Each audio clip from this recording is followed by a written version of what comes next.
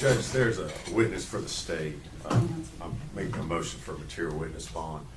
He was served back on January 13th, 2025. Ms. Massengill, as well as Detective Price and myself, met with him, got information from him, contact information from him. He was to either contact us or be here on Monday in regards to the trial. He was not. I had our victim witness coordinator attempt to contact him yesterday. The phone number he had assured us he would be available at, and he has not responded to that. As a result, we would ask for him, cases to be issued, and him to be brought before the court. All right. I've got a copy. I do have to ask one question. Yes. And it's one of those, ask me how I know. He was actually served with the subpoena. He was. I've attached a copy of the subpoena, Judge.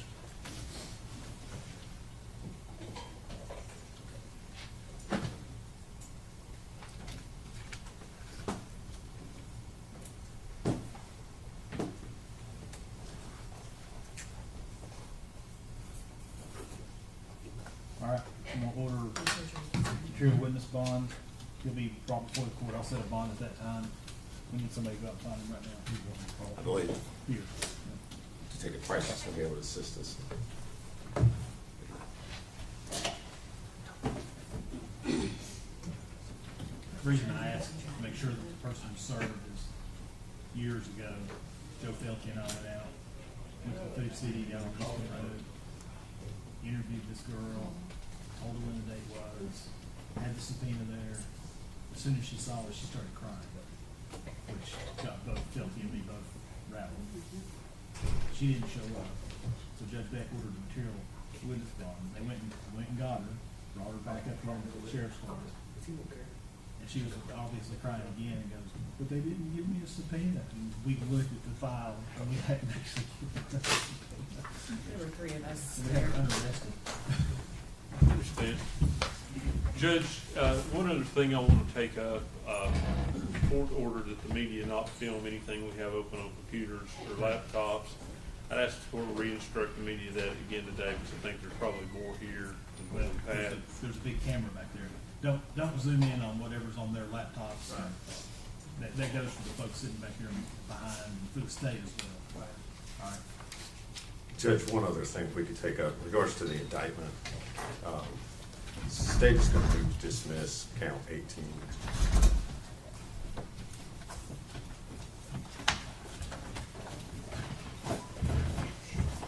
Gotta make sure we got the right one.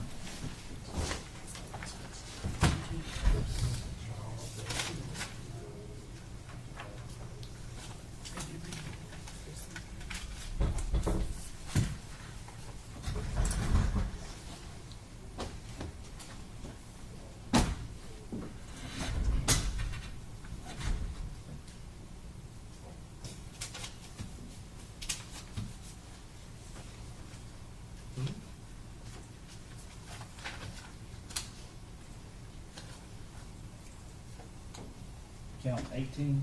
Yes, yes, Your Honor. All right. We'll have to redact that. Count 18 will be dismissed.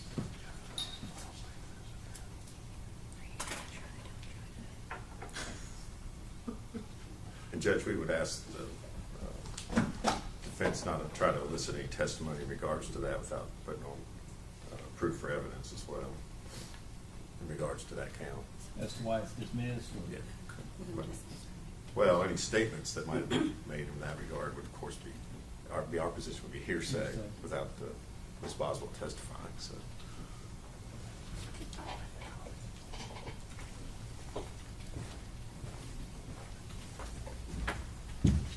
Mr. Scott, before you do elicit any statements that relates to count 18, let's have a jury out, or at least a bench conference before we do that. Now, with regard to count 19, there's a note on here from the clerk's office. Is that code section correct? They say, should it be 312 instead of 314?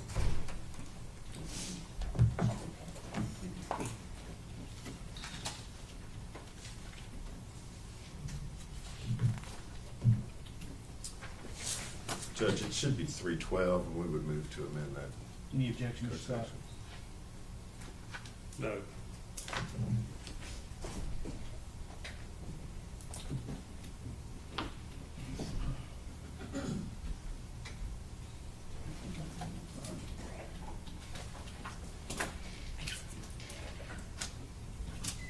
I guess I'm gonna keep that, I'm gonna give this to you, so I can use it. 'Cause at some point they'll have to roll in it.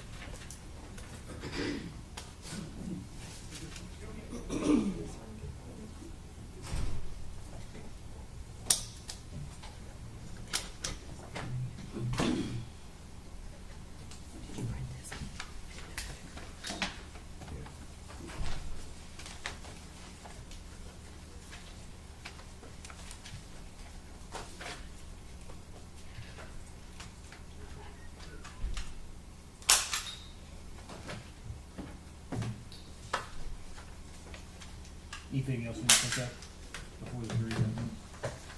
Nothing else from the state. Then we'll be in, No, sir.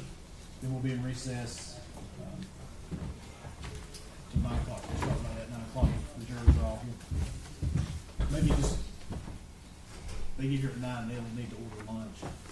They are all here. They're all here? Yes, sir. They're filling out their paperwork now. So we'll start close to 9 o'clock.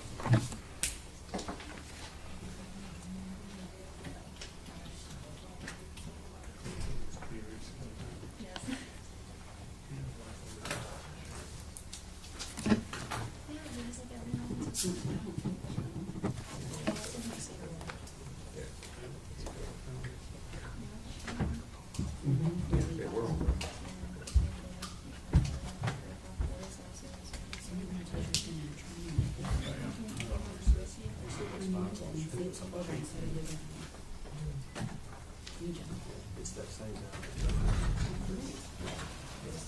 I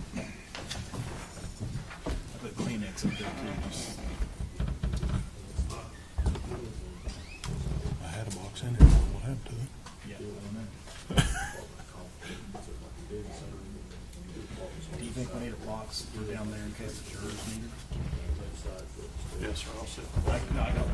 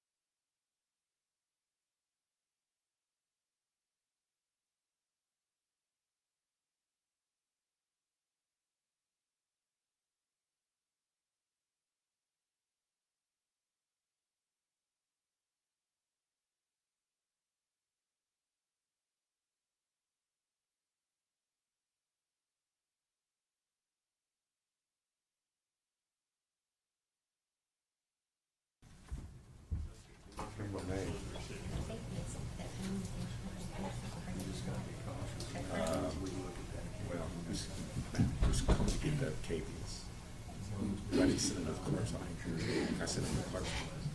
So it's just, I think it's Justin Williams. Is it Justin Williams?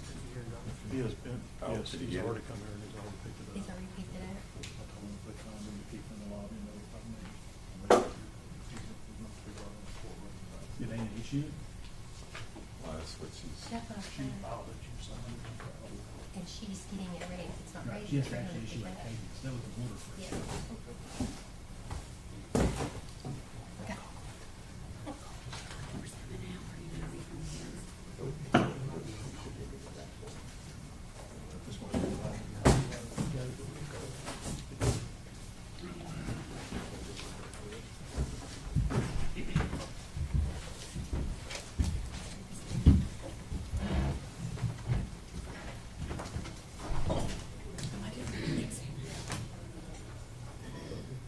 Yeah. And you make a note.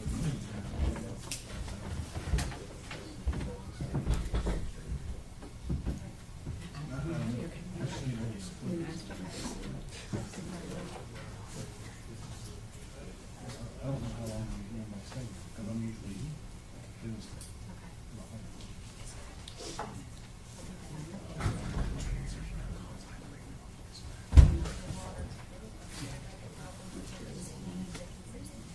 Well, they can see it on the TV. That's why it's moving. I wish I had a place I could sit in my room.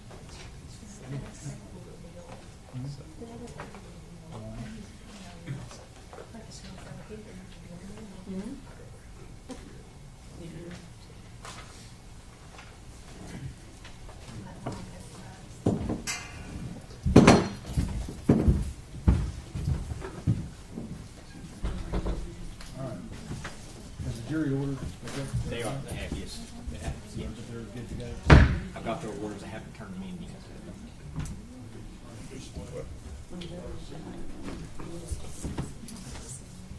I've noticed that all through the break, these last 4 chairs of the jury box have been visible on the live stream. I don't think he's listening to me. Yeah, I got you, Judge. I can't stress enough how that if somebody tells me that a juror gets photographed or live streamed, how bad that day is going to go for everybody in this room. Okay? Also, during breaks, I want you to turn the sound off. All right, I think the jury is all here. They've ordered their, can y'all hear me through the microphone? The jury has ordered their lunch, and State, are you ready to begin? We are, Your Honor. Defense ready to begin? We are, Judge. All right, I'm gonna bring them in, I'll swear them, then I'll have to read the preliminary comments that's required. General, I'm gonna go ahead and give you the indictment. I gave you a copy of the redacted page. Yes, sir. I'll put that in there. Then we'll take the plea, then we'll go straight into open statements and start the proof. If they're ready.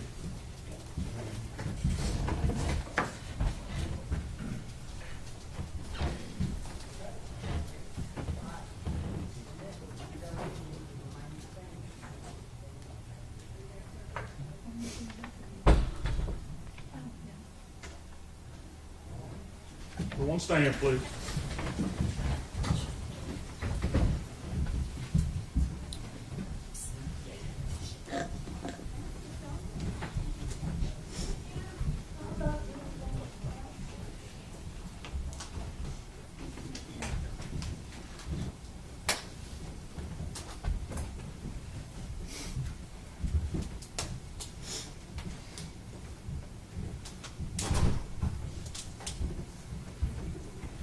You guys can be seated. If the jury remains standing, be sworn, please.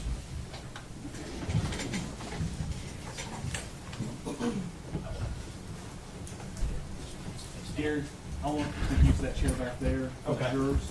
And you can just sit in the roller chair down here on the flat. No, it can stay up there. While they're moving the furniture. If you'll just raise your right hand. Do you solemnly swear or affirm that you will well and truly try the issues to be joined between the state of Tennessee and the defendant in and true verdict render thereto according to the law and evidence, so help you God. Be seated.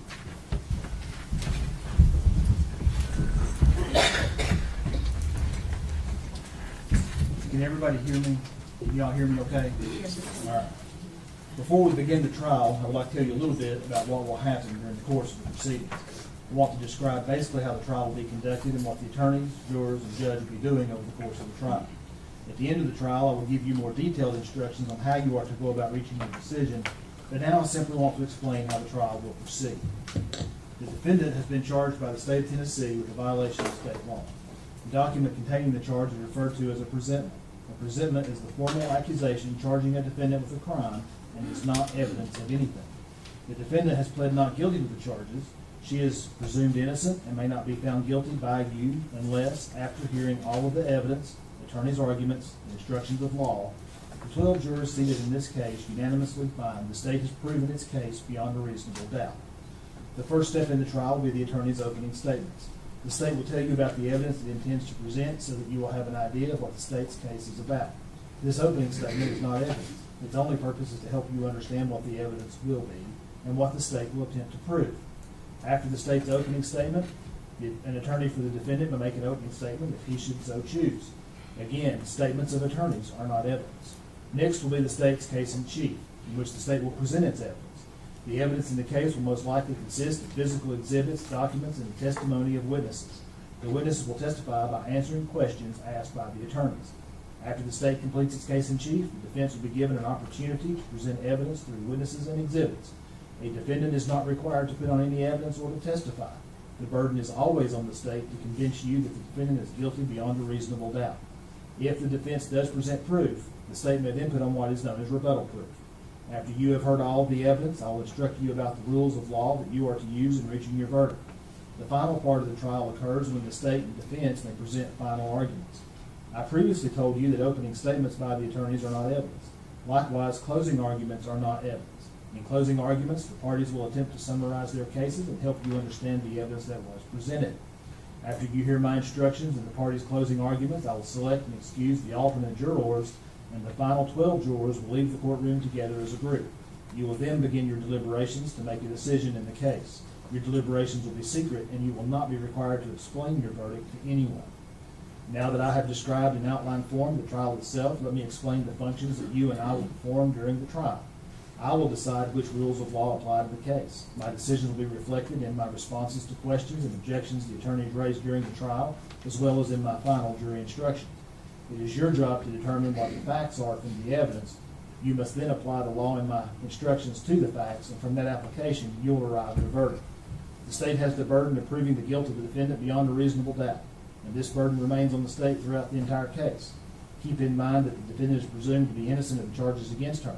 Thus, the defendant is not required to prove her innocence, to have her attorneys make any statements or arguments, or to produce any evidence. Reasonable doubt is that doubt engendered by an investigation of all the proof in the case, and an inability after such investigation to let the mind rest easily as to the certainty of guilt. A conviction cannot be based on conjecture, suspicion, or mere belief that the defendant is guilty of the crime charged. Reasonable doubt is a high burden, but it does not mean proof to an absolute certainty. Absolute certainty of guilt is not demanded by the law to convict of any criminal charge, but moral certainty is required, and this certainty is required as to every element of the offense. Reasonable doubt does not mean a captious, possible, or imaginary doubt. A reasonable doubt is not a whim, it is not speculation or suspicion, it is not an excuse to avoid the performance of an unpleasant duty, and it is not sympathy. A reasonable doubt is a doubt based upon reason and common sense after careful and impartial consideration of all the evidence in this case. You, as jurors, must decide whether the state has proven beyond a reasonable doubt that the defendant has committed the crime charged in the presentment. You must consider the evidence in each count separately. You must base that decision only on the evidence in the case and my instructions about the law. An important part of your job will be making judgments about the testimony of the witnesses who testify. You should decide whether you believe what each person says and the importance of his or her testimony. In making that decision, I suggest you ask yourself a few questions. Did the person impress you as honest? Did he or she have any particular reason not to tell the truth? Did he or she have a personal interest in the outcome of the case? Did the witness seem to have a memory of the events he or she testified about? Did the witness have the opportunity and ability to observe accurately the things he or she testified about? Did he or she appear to understand the questions clearly and answer them directly? Did a witness's testimony differ from the testimony of other witnesses? These are a few of the considerations that will help you determine the accuracy of each witness's testimony. In making up your mind and reaching a verdict, do not base any decisions on the fact that there were more witnesses on one side than on the other. Likewise, do not reach a conclusion on a particular point just because more witnesses testified for one side on that point. Your job is to think about the testimony of each witness you heard and decide the facts. Some of you have probably heard the terms circumstantial evidence and direct evidence. These are the two basic types of evidence that exist in law. Direct evidence is direct proof of a fact, such as the testimony of an eyewitness. Circumstantial evidence is proof of facts from which you may infer or conclude that other facts exist. I will give you further instructions on these as well as other matters at the end of the case. Keep in mind that you may consider both kinds of evidence which are considered to be of equal value in the law. The court will not provide you with a transcript of the testimony at the end of the trial. Therefore, you must listen very carefully to the testimony. Each of you will be allowed to take notes during the trial for your own use during your deliberations. You are not required to take notes. Independent memory can be as accurate as written notes. You will be provided with paper and pen if you decide to take notes. During the course of the trial, you should not talk with any witness, defendant, or attorney involved in this case. Please do not talk with them about any subject whatsoever. You may see them in the hallway or at some other location. If you do, perhaps the best standing rule is not to say anything. You also should not discuss this case among yourselves until I instruct you on the law and you start deliberating at the end of the case. It is important that you wait until all the evidence is received and you have heard all of my instructions on the rules of law before you deliberate among yourselves. During the course of the trial, you will receive all the evidence you may properly consider to decide the case. Because of this, you should not attempt to do any research on your own or gather any information on your own that you think might be helpful. Do not engage in any outside reading, visit any places mentioned in the case, or try to learn about the case outside of this courtroom in any other manner. I do not know, well, I do know. There will be media reports in the newspapers, on TV, or on the radio about this case. You are not permitted to read, watch, or listen to those reports. You, as jurors, must base your decisions solely on the evidence you hear in the courtroom. At times during the trial, an attorney may make an objection to a question that is asked by another attorney or to an answer that a witness gives. This simply means the attorney is requesting that I make a decision on a particular rule of law. Do not draw any conclusions from the fact that an objection was made or from my ruling on that objection. My rulings only relate to the legal questions that I must determine and should not influence your thinking. If I sustain an objection to a question, the witness will not be permitted to answer the question. Do not attempt to guess what the answer might have been had the witness been permitted to give it. Similarly, if I tell you not to consider a particular statement that was made, you should put that statement out of your mind and you may not refer to that statement in your later deliberations. You may not ask questions. It is the responsibility of the attorneys to present the evidence. You must decide the case on the evidence presented to you. However, during the course of the trial, I may ask a question or two of a witness. If I do, that does not indicate that I have any opinion about the facts in the case or that I have any opinion with respect to that witness's credibility. Finally, during the course of the trial, I may have to interrupt the proceedings to confer with the attorneys about the rules of law that should apply. In some cases, we may have bench conferences in the courtroom outside of your hearing, and in some instances, I may ask you to retire to the jury room while we discuss the matter out of your presence. I ask your patience because these interruptions are necessary points in the trial where we have to resolve legal issues. If, after your deliberations, you find the defendant guilty of first-degree murder, we will then proceed to a sentencing and you will set the punishment. If, after your deliberations, you find the defendant guilty of any other offense or offenses, the court will set the punishment at a separate sentencing hearing. The jury will not be involved in setting the punishment in those offenses. This completes my opening comments to you. We will now proceed with the reading of the presentment. Gentlemen. Thank you, Judge. Presentment, case number S-72-869, State of Tennessee, County of Sullivan. Criminal court charge first-degree murder, count 1. The grand jurors for Sullivan County, Tennessee, being duly impaneled and sworn, upon their oath present and say that Megan Boswell, on or about December 2019, in the state and county aforesaid, and before the finding of this presentment, did unlawfully, feloniously, intentionally, and with premeditation kill Evelyn May Boswell, contrary to Tennessee Code annotated section 39-13-2 202A1, and against the peace and dignity of the state of Tennessee, signed Barry P. Staubus, District Attorney General. Charge felony murder, count 2. The grand jurors for Sullivan County, Tennessee, being duly impaneled and sworn, upon their oath present and say that Megan Boswell, on or about December 2019, in the state and county aforesaid, and before the finding of this presentment, did unlawfully and feloniously kill Evelyn May Boswell, a human in being, said killing being committed in the perpetration of or attempt to perpetrate the felony crime of aggravated child abuse, contrary to Tennessee Code Annotated Section 39-13-202A2, and against the peace and dignity of the state of Tennessee. Signed Barry P. Staubus, District Attorney General. Charge felony murder, count 3.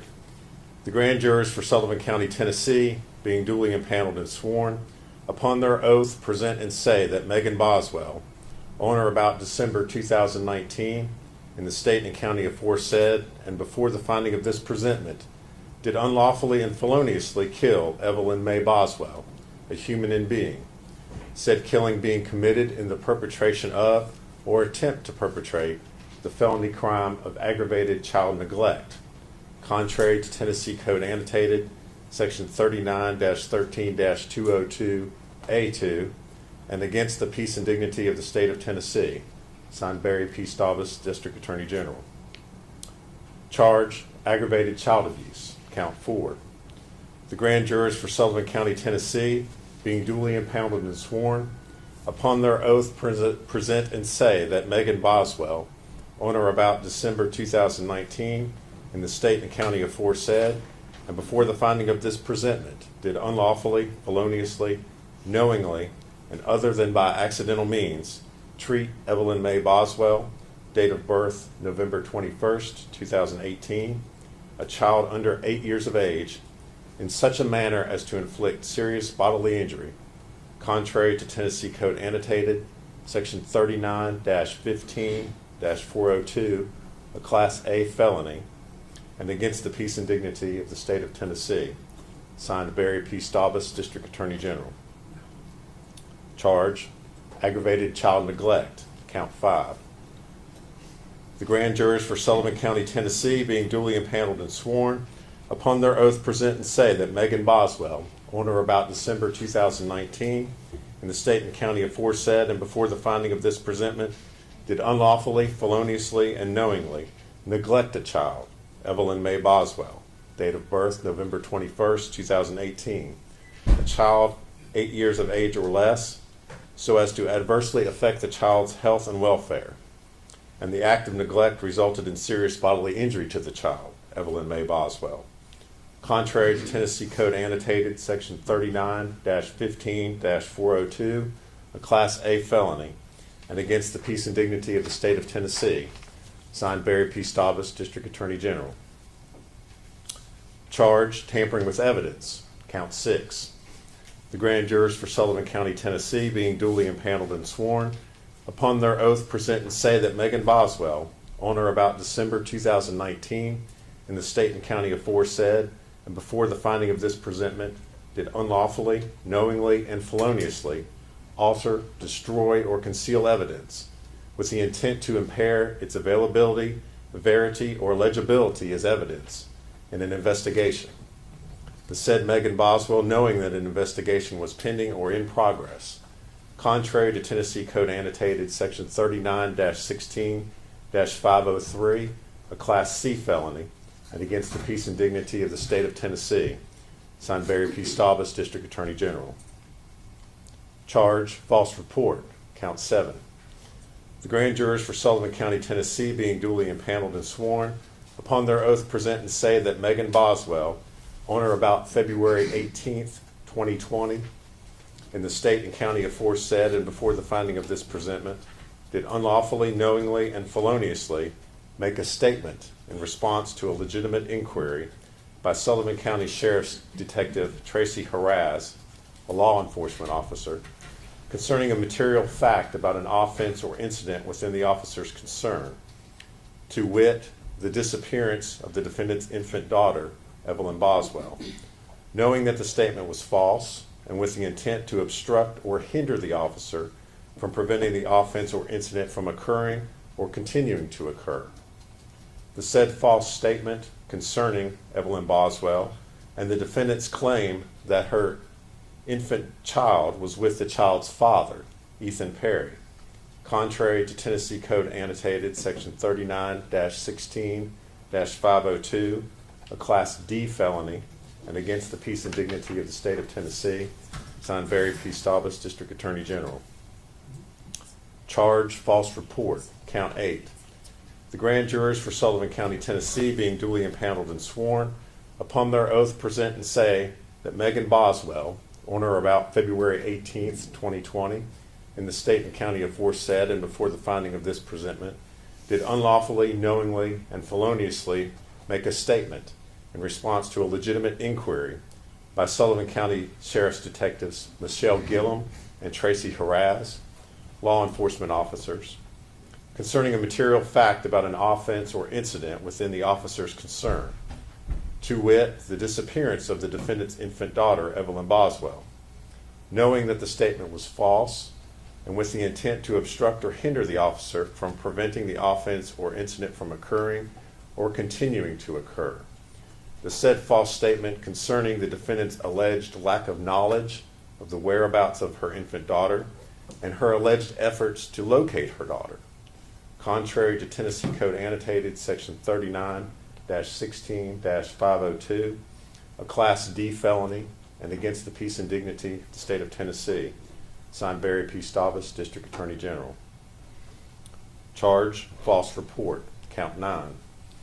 The grand jurors for Sullivan County, Tennessee, being duly impaneled and sworn, upon their oath present and say that Megan Boswell, on or about February 18th, 2020, in the state and county aforesaid and before the finding of this presentment, did unlawfully, knowingly, and feloniously make a statement in response to a legitimate inquiry by Sullivan County Sheriff's Detective Lieutenant Steve Williams, a law enforcement officer, concerning a material fact about an offense or incident within the officer's concern, to wit, the disappearance of the defendant's infant daughter, Evelyn Boswell, knowing that the statement was false and with the intent to obstruct or hinder the officer from preventing the offense or incident from occurring or continuing to occur.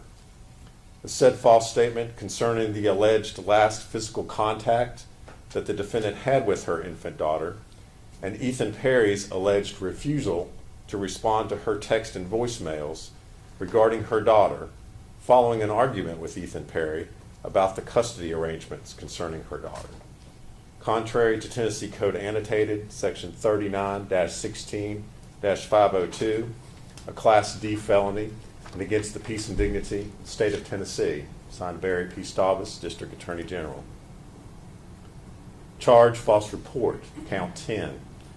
The grand jurors for Sullivan County, Tennessee, being duly impaneled and sworn, upon their oath present and say that Megan Boswell, on or about February 18th, 2020, in the state and county aforesaid and before the finding of this presentment, did unlawfully, knowingly, and feloniously make a statement in response to a legitimate inquiry by Sullivan County Sheriff's Detective Captain Joey Strickler, a law enforcement officer, concerning a material fact about an offense or incident within the officer's concern, to wit, the disappearance of the defendant's infant daughter, Evelyn Boswell, knowing that the statement was false and with the intent to obstruct or hinder the officer from preventing the offense or incident from occurring or continuing to occur.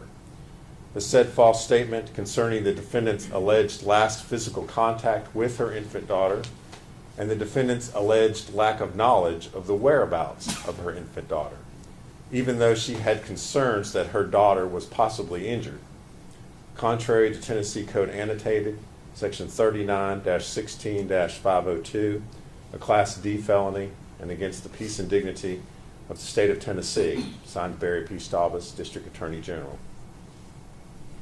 Charge, false report, count 11. The grand jurors for Sullivan County, Tennessee, being duly impaneled and sworn, upon their oath present and say that Megan Boswell, on or about February 19th, 2020, in the state and county aforesaid and before the finding of this presentment, did unlawfully, knowingly, and feloniously make a statement in response to a legitimate inquiry by Federal Bureau of Investigation agents Jeff Blanton and Todd Wilcox, law enforcement officers, concerning a material fact about an offense or incident within the officer's concern, to wit, the disappearance of the defendant's infant daughter, Evelyn Boswell, knowing that the statement was false and with the intent to obstruct or hinder the officer from preventing the offense or incident from occurring or continuing to occur. The said false statement concerning the alleged time frame of when the defendant gave her infant daughter to Ethan Perry to keep, since she could not handle her daughter anymore, and Ethan Perry's alleged threats to take the defendant to court to address the custody of their daughter.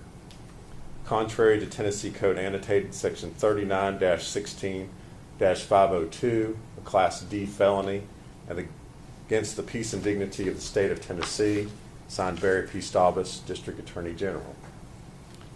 Charge, false report, count 12. The grand jurors for Sullivan County, Tennessee, being duly impaneled and sworn, upon their oath present and say that Megan Boswell, on or about February 20th, 2020, in the state and county aforesaid and before the finding of this presentment, did unlawfully, knowingly, and feloniously make a statement in response to a legitimate inquiry by Sullivan County Sheriff's Detective Captain Joey Strickler, a law enforcement officer, concerning a material fact about an offense or incident within the officer's concern, to wit, the disappearance of the defendant's infant daughter, Evelyn Boswell, knowing that the statement was false, and with the intent to obstruct or hinder the officer from preventing the offense or incident from occurring or continuing to occur. The said false statement concerning the defendant's alleged claim that she last saw her infant daughter in the custody of Ethan Perry on December 26, 2019, and that she had not contacted the police to report her missing child on the advice of Angela Boswell, the defendant's mother. Contrary to Tennessee Code Annotated Section 39-16-502, a Class D felony, and against the peace and dignity of the state of Tennessee, signed Barry P. Staubus, District Attorney General. Charge, false report, count 13. The grand jurors for Sullivan County, Tennessee, being duly impaneled and sworn, upon their oath present and say that Megan Boswell, on or about February 20th, 2020, in the state and county aforesaid and before the finding of this presentment, did unlawfully, knowingly, and feloniously make a statement in response to a legitimate inquiry by Tennessee Bureau of Investigation agent David Gratz and Sullivan County Sheriff's Detective Sergeant Matt Price, law enforcement officers, concerning a material fact about an offense or incident within the officer's concern, to wit, the disappearance of the defendant's infant daughter, Evelyn Boswell, knowing that the statement was false and with the intent to obstruct or hinder the officer from preventing the offense or incident from occurring or continuing to occur. The said false statement concerning the defendant's mother, Angela Boswell, possibly having her infant daughter, but refusing to share with the defendant the location of her daughter and whether she had custody of the defendant's daughter. Contrary to Tennessee Code Annotated, Section 39-16-502, a Class D felony, and against the peace and dignity of the state of Tennessee, signed Barry P. Staubus, District Attorney General. Charge, false report, count 14. The grand jurors for Sullivan County, Tennessee, being duly impaneled and sworn, upon their oath present and say that Megan Boswell, on or about February 20th, 2020, in the state and county aforesaid, and before the finding of this presentment, did unlawfully, knowingly, and feloniously make a statement in response to a legitimate inquiry by Tennessee Bureau of Investigation agent David Gratz and Sullivan County Sheriff's Detective Sergeant Matt Price, law enforcement officers, concerning a material fact about an offense or incident within the officer's concern, to wit, the disappearance of the defendant's infant daughter, Evelyn Boswell, knowing that the statement was false and with the intent to obstruct or hinder the officer from preventing the offense or incident from occurring or continuing to occur. The said false statement concerning the defendant's mother, Angela Boswell, allegedly having taken her infant daughter in mid-December of 2019 and refusing to tell the defendant of her daughter's location, and that she allegedly did not call the police to report her infant daughter missing out of fear that her mother, Angela Boswell, would harm Evelyn Boswell. Contrary to Tennessee Code Annotated, Section 39-13, Section 39-16-502, a Class D felony, and against the peace and dignity of the state of Tennessee, signed Barry P. Staubus, District Attorney General. Charge, false report, count 15. The grand jurors for Sullivan County, Tennessee, being duly impaneled and sworn, upon their oath present and say that Megan Boswell, on or about February 20th, 2020, in the state and county aforesaid and before the finding of this presentment, did unlawfully, knowingly, and feloniously make a statement in response to a legitimate inquiry by Tennessee Bureau of Investigation Agent David Gratz and Sullivan County Sheriff's Detective Sergeant Matt Price, law enforcement officers, concerning a material fact about an offense or incident within the officer's concern, to wit, the disappearance of the defendant's infant daughter, Evelyn Boswell, knowing that the statement was false, and with the intent to obstruct or hinder the officer from preventing the offense or incident from occurring or continuing to occur. The said false statement concerning the defendant's mother, Angela Boswell, having allegedly taken her infant daughter because Angela Boswell believed that the defendant owed her money, and that the defendant's mother, Angela Boswell, had allegedly told her that Evelyn Boswell would not be returned to the defendant until the money was paid. Contrary to Tennessee Code Annotated, Section 39-16-502, a Class D felony, and against the peace and dignity of the state of Tennessee, signed Barry P. Staubus, District Attorney General. Charge, false report, count 16. The grand jurors for Sullivan County, Tennessee, being duly impaneled and sworn, upon their oath present and say that Megan Boswell, on or about February 21st, 2020, in the state and county aforesaid and before the finding of this presentment, did unlawfully, knowingly, and feloniously make a statement in response to a legitimate inquiry by Tennessee Bureau of Investigation Agent David Gratz and Sullivan County Sheriff's Detective Sergeant Matt Price, law enforcement officers, concerning a material fact about an offense or incident within the officer's concern, to wit, the disappearance of the defendant's infant daughter, Evelyn Boswell, knowing that the statement was false and with the intent to obstruct or hinder the officer from preventing the offense or incident from occurring or continuing to occur. The said false statement concerning her mother, Angela Boswell, allegedly having Evelyn Boswell at an unknown location, and that despite the efforts of the defendant to find her infant daughter, she allegedly did not know the whereabouts of her infant daughter and did not have any additional information to provide to law enforcement in their attempts to find the missing child. Contrary to Tennessee Code Annotated, Section 39-16-502, a Class D felony, and against the peace and dignity of the state of Tennessee, signed Barry P. Staubus, District Attorney General. Charge, false report, count 17. The grand jurors for Sullivan County, Tennessee, being duly impaneled and sworn, upon their oath present and say that Megan Boswell, on or about February 23rd, 2020, in the state and county aforesaid, and before the finding of this presentment, did unlawfully, knowingly, and feloniously make a statement in response to a legitimate inquiry by Tennessee Bureau of Investigation Assistant Agent in Charge, Chris Wilhoit, a law enforcement officer, concerning a material fact about an offense or incident within the officer's concern, to wit, the disappearance of the defendant's infant daughter, Evelyn Boswell, knowing that the statement was false and with the intent to obstruct or hinder the officer from preventing the offense or incident from occurring or continuing to occur, concerning the defendant's mother, Angela Boswell, allegedly having given the defendant's infant daughter, Evelyn Boswell, to another person who Angela Boswell refused to name, and that her infant child was safe and would have a better life with the unknown person than with the defendant. Contrary to Tennessee Code Annotated, Section 39-16-502, a Class D felony, and against the peace and dignity of the state of Tennessee. Signed, Barry P. Stavis, District Attorney General. Charge of use of a corpse, count 19.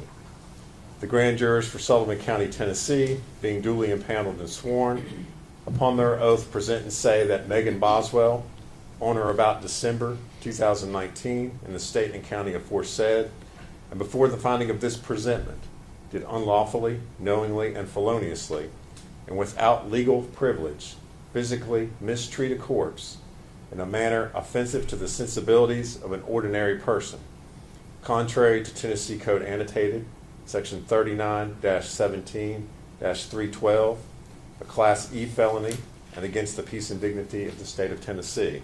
Signed, Barry P. Stavis, District Attorney General. Charge, failure to report a death under suspicious, unusual, or unnatural circumstances. Count 20. The grand jurors for Sullivan County, Tennessee, being duly impaneled and sworn, upon their oath present and say that Megan Boswell, on or about December 2019, in the state and county aforesaid, and before the finding of this presentment, did unlawfully, knowingly, and feloniously fail to report the death of her infant daughter, Evelyn Boswell, to the county medical examiner, local police, district attorney general, or sheriff, where the death was from violence, trauma, or in any suspicious, unusual, or unnatural manner, contrary to Tennessee Code Annotated, Section 38-7-108, a Class E felony, and against the peace and dignity of the state of Tennessee. Signed, Barry P. Stavis, District Attorney General. True bill was returned 22nd day of May 2024, and it's signed Sally Sierra, foreman of the grand jury. Mr. Scott, how does Ms. Boswell plead to each count? Defendant pleads not guilty in every count. Thank you, sir. Approach. General, you have opening statements? Yes, Your Honor. Go ahead.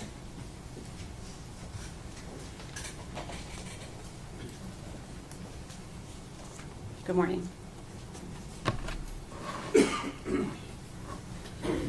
Today we're going to talk about Evelyn Boswell for a few minutes. In 2019, Evelyn Boswell was a bright, growing little girl, full of life, healthy, learning to walk, learning to talk, doing all the things that a 12-month-old child would do. Which means today, 5 years later, Evelyn Boswell would be 6 years old. She would be possibly in kindergarten, learning to read, maybe taking her first ballet class or her first soccer game, learning to tie her shoes, all of the things that we think of that are firsts for 6-year-old children. But based upon the last 2 days of our jury selection, we all know that Evelyn Boswell is not going to do any of those things.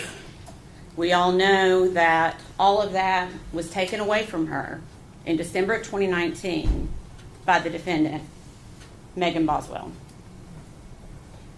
And her life wasn't just cut short. It's not just a tragedy. Her life was violently ripped away from her. And we can all agree that it's a shock, it's a tragedy when a child dies. It's upsetting. It upsets all of us. You'll hear phrases like gone too soon, what a tragedy. A child has such a life ahead of them. And a lot of times it is a tragedy. And in this case, it's a tragedy too, but in this case, it was a preventable tragedy. There's so much more to this story that you are going to hear. Because Evelyn did not have to die. Evelyn could be here today. And so today, 5 years later, we are asking you to give justice to Evelyn Boswell. During this trial, you will learn that the one person, Evelyn's mother, Megan Boswell, who was entrusted more than anyone else to take care of her, to keep her safe, to protect her, that she failed her in the worst possible way.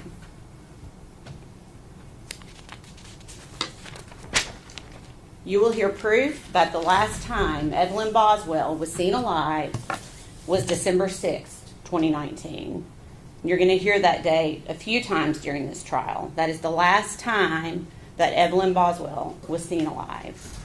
And that was just a few weeks after her first birthday. And you're going to hear from many witnesses who saw Evelyn frequently, saw her all the time, family members, Megan Boswell's friends, that all of a sudden are like, where's Evelyn? Where's Evelyn? We're not seeing. They're concerned. And they would ask Megan Boswell about it, and every time Megan had an answer. Megan concocted a story. And I'm not going to tell you now what she said. You're going to hear that in the proof.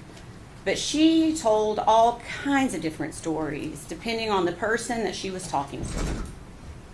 And you will hear from those witnesses today.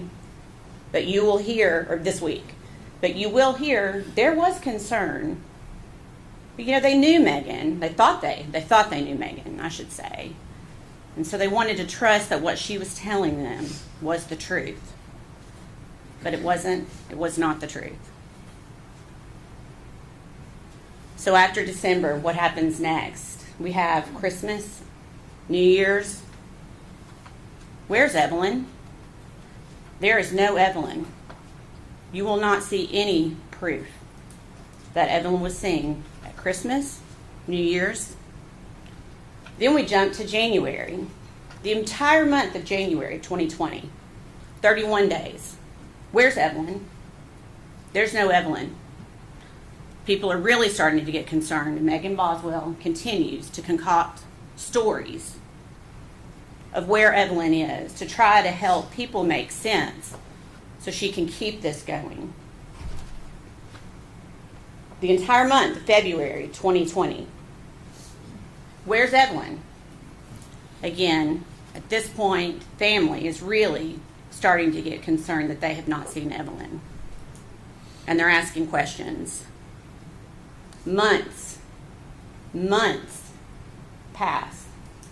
We're not talking about weeks. We are talking about over 2.5 months that Evelyn Boswell is missing. The defendant is not even just canceling her well visits. She's no-showing. She's just not showing up because she knows where Evelyn is. But again, even to the pediatrician's office, she has to concoct a story about forgetting the appointment maybe, or I got my days mixed up. Always a story. Always a story.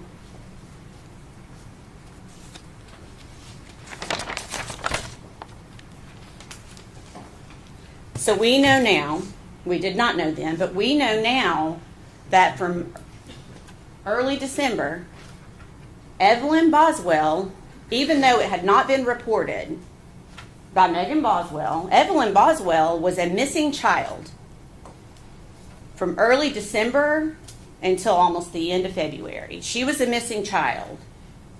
And the only person who knew that, the person who was entrusted to take care of her the most, is the only person who knew that Evelyn was actually missing. And she just left it unreported. Over 2 months later, finally, Megan Boswell's dad, Tommy Boswell, finally essentially puts an ultimatum down on his daughter and says, I'm tired of the stories. If you don't show me my grandchild by the next day, I'm essentially calling the police. Well, Megan knew she could not do that, and she did not do that. And Tommy Boswell finally was the one to report Evelyn missing on February 18th of 2020. Finally, law enforcement gets involved, the Tennessee Bureau of Investigation gets involved, the FBI gets involved, all hands on deck to find this missing child. She's finally reported missing. But it's important to note that it was not Megan Boswell that reported her child missing. Megan Boswell never reported her child missing. So you're going to hear from December of 2019 until February of 2020, when it's finally reported, that the defendant's biggest believable story, that really is probably what kept the family from reporting earlier, is she was saying that Evelyn was with her father, Ethan Perry. And you'll hear a lot about Ethan Perry, and you'll get to hear from Ethan Perry yourselves. Ethan Perry is actually not Evelyn's father, but Megan led him to believe that he was the father. And everyone, for all purposes, also believed Ethan Perry was the father. So to the family, they're like, well, that's good. He's stepping up. The father's stepping up. That's good. We're proud of him.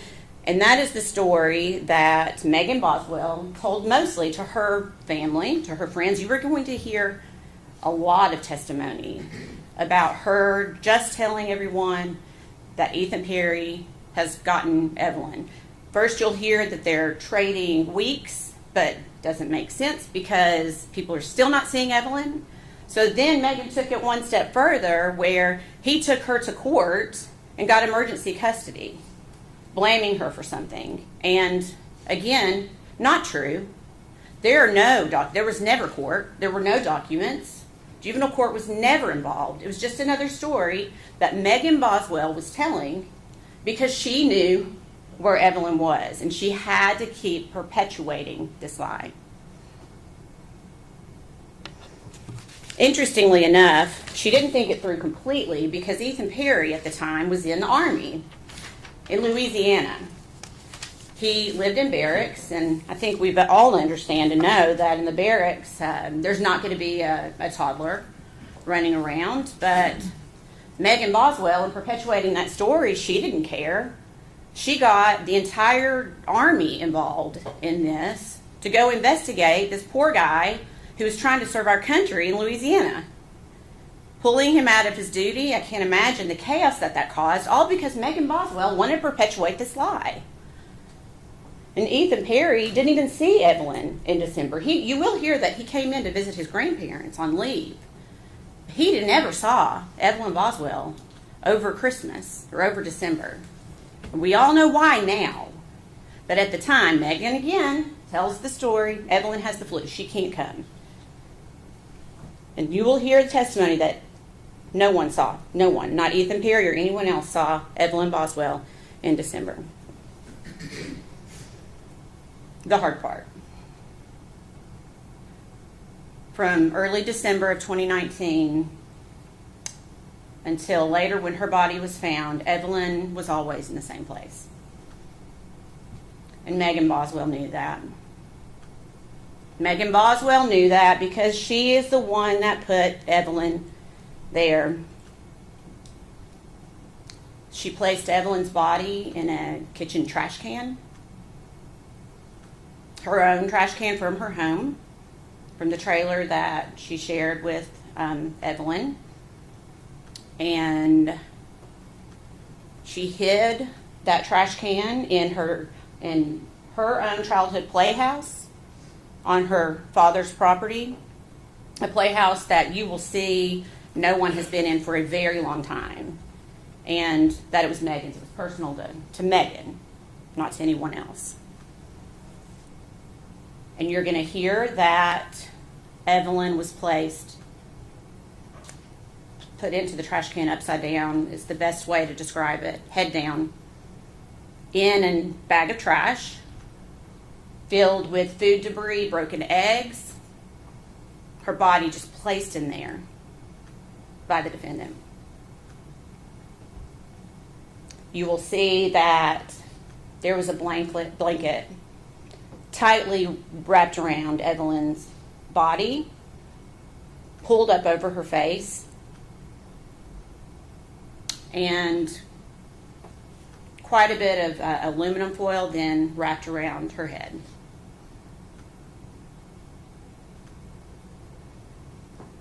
The blanket completely covering her face, the foil completely covering her head. Upside down in a trash can, still in her purple fleece onesie and diaper. And as terrible as it is to say, you are going to hear that she just wasn't placed in the trash can, but then another trash bag was placed on top of her. And that trash bag was shoved down into the trash can, compressing Evelyn into the trash can. That's what we're dealing with today. And you're going to hear proof that directly links only one person to this crime, this horrendous crime. You are going to hear that the only person linked to this crime is sitting at this table right here. You are going to hear it from many witnesses. You're going to hear all of the stories that she concocted, the lies that she told, and you're going to hear forensic evidence that links the defendant, Megan Boswell, and only the defendant, Megan Boswell, to this crime.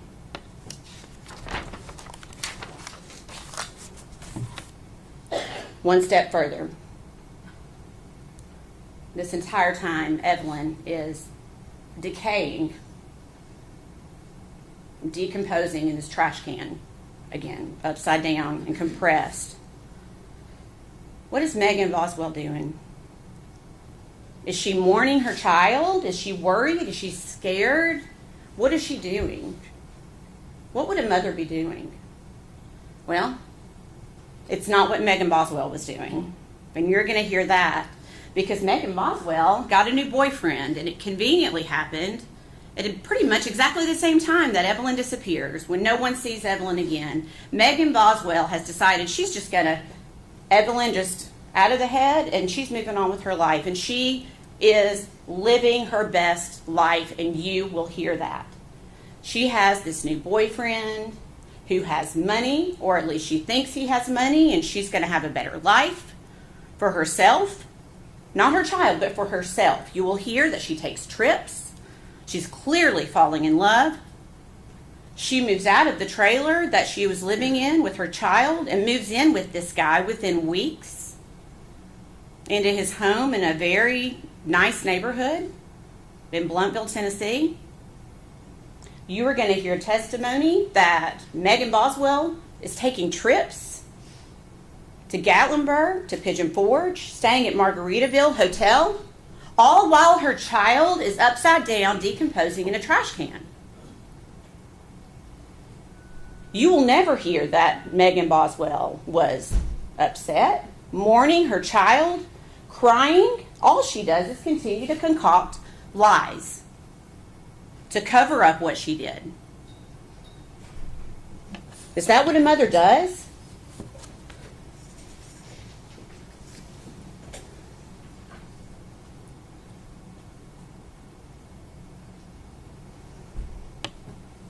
So you will hear that when Tommy Boswell reports, it's essentially all hands on deck with law enforcement. Immediately, law enforcement goes into action, and you are going to hear so much proof about how much effort went into finding this baby, how much time and hours worked by every law enforcement agency in North Carolina, East Tennessee, Middle Tennessee. Everyone putting their efforts into trying to find this little girl and hoping, just hoping, to find her alive. So then Megan Boswell then, of course, comes clean, right? Once law enforcement's involved, because Megan knows where Evelyn is, so she's gonna tell law enforcement, right? The answer is no, and you probably can gather that by General Harper reading the indictment for about 40 minutes this morning. Megan Boswell continues to perpetuate her stories, concocting anything, blaming anyone else, Ethan Perry, for a day, 2 days. She continues that story of Ethan Perry. Then you'll hear she admits that's not true. So then she tries to blame her mom, her own mom. She decides to try to blame to try to get out of this because she knows this snowball is rolling down this hill and she's trying to stop it the best she can. Why is she doing that?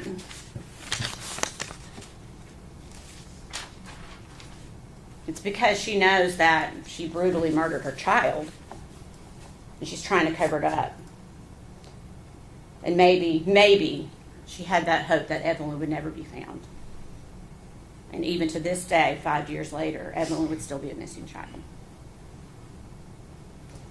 The defense said something really interesting in jury selection yesterday afternoon that I want to touch on. He said to you, you only have one chance to get this right. Do you remember that? Then he said, Megan only has one chance to get this right. Do you remember that?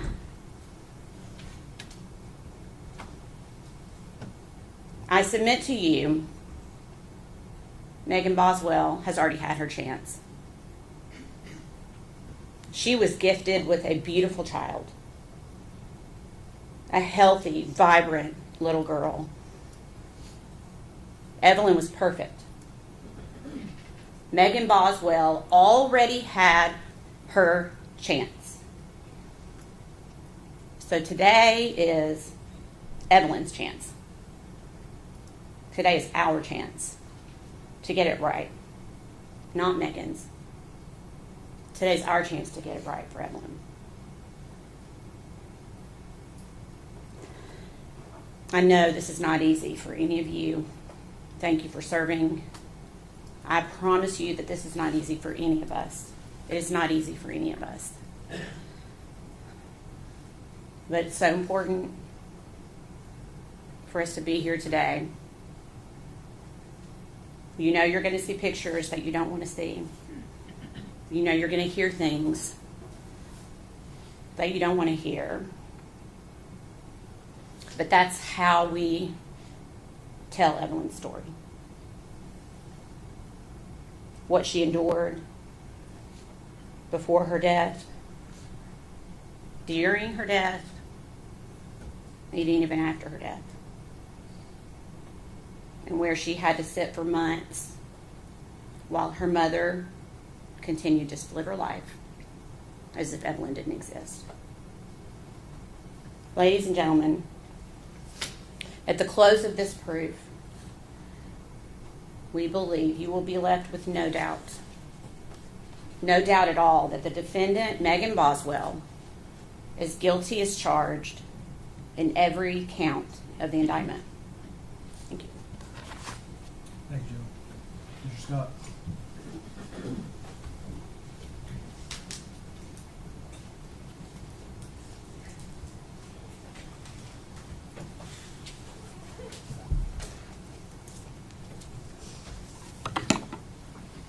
Morning.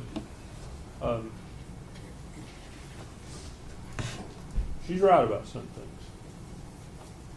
And this is a terrible situation. There's a child, 13-month-old child, dead in a trash can. There's no getting around that. Hold on just a minute. Ladies and gentlemen, I'm going to have you go with the officer. One stand, please. All right.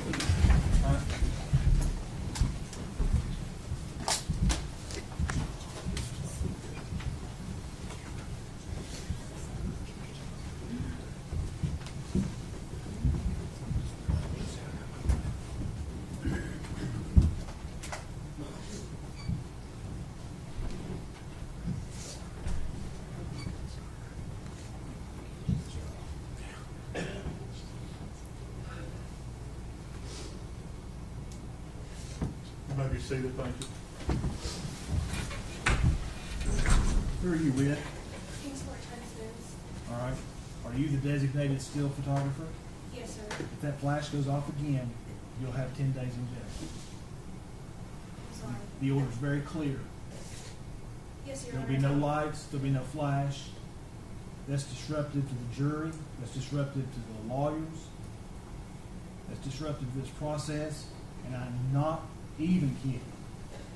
If I see another light, whoever it comes from will immediately be held in criminal contempt of this court and taken to go jail for 10 days.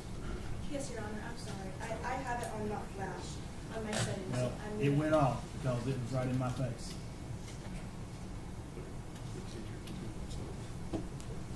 Now, I got a feeling that one or two of them is gonna go back, which is gonna mean it's gonna take us about 15 minutes to get started. So we'll take about 10 minutes. Thank you. Court stands in recess.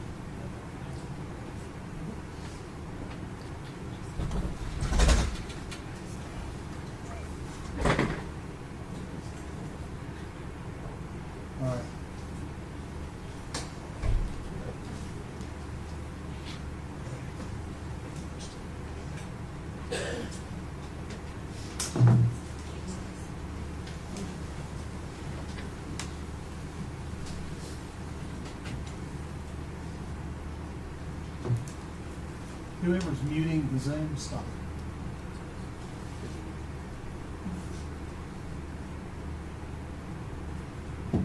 I'll be in charge of muting the Zoom.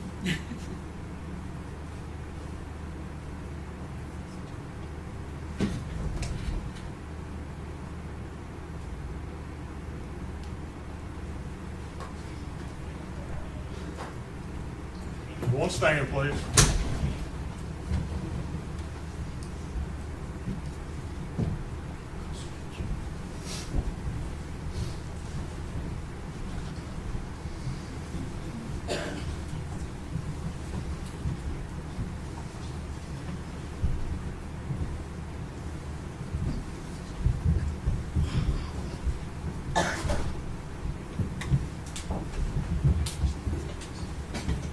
You may be seated, thank you. Ladies and gentlemen, I apologize for the parade, but I just want you to know that wasn't the fault of any of the lawyers or the parties.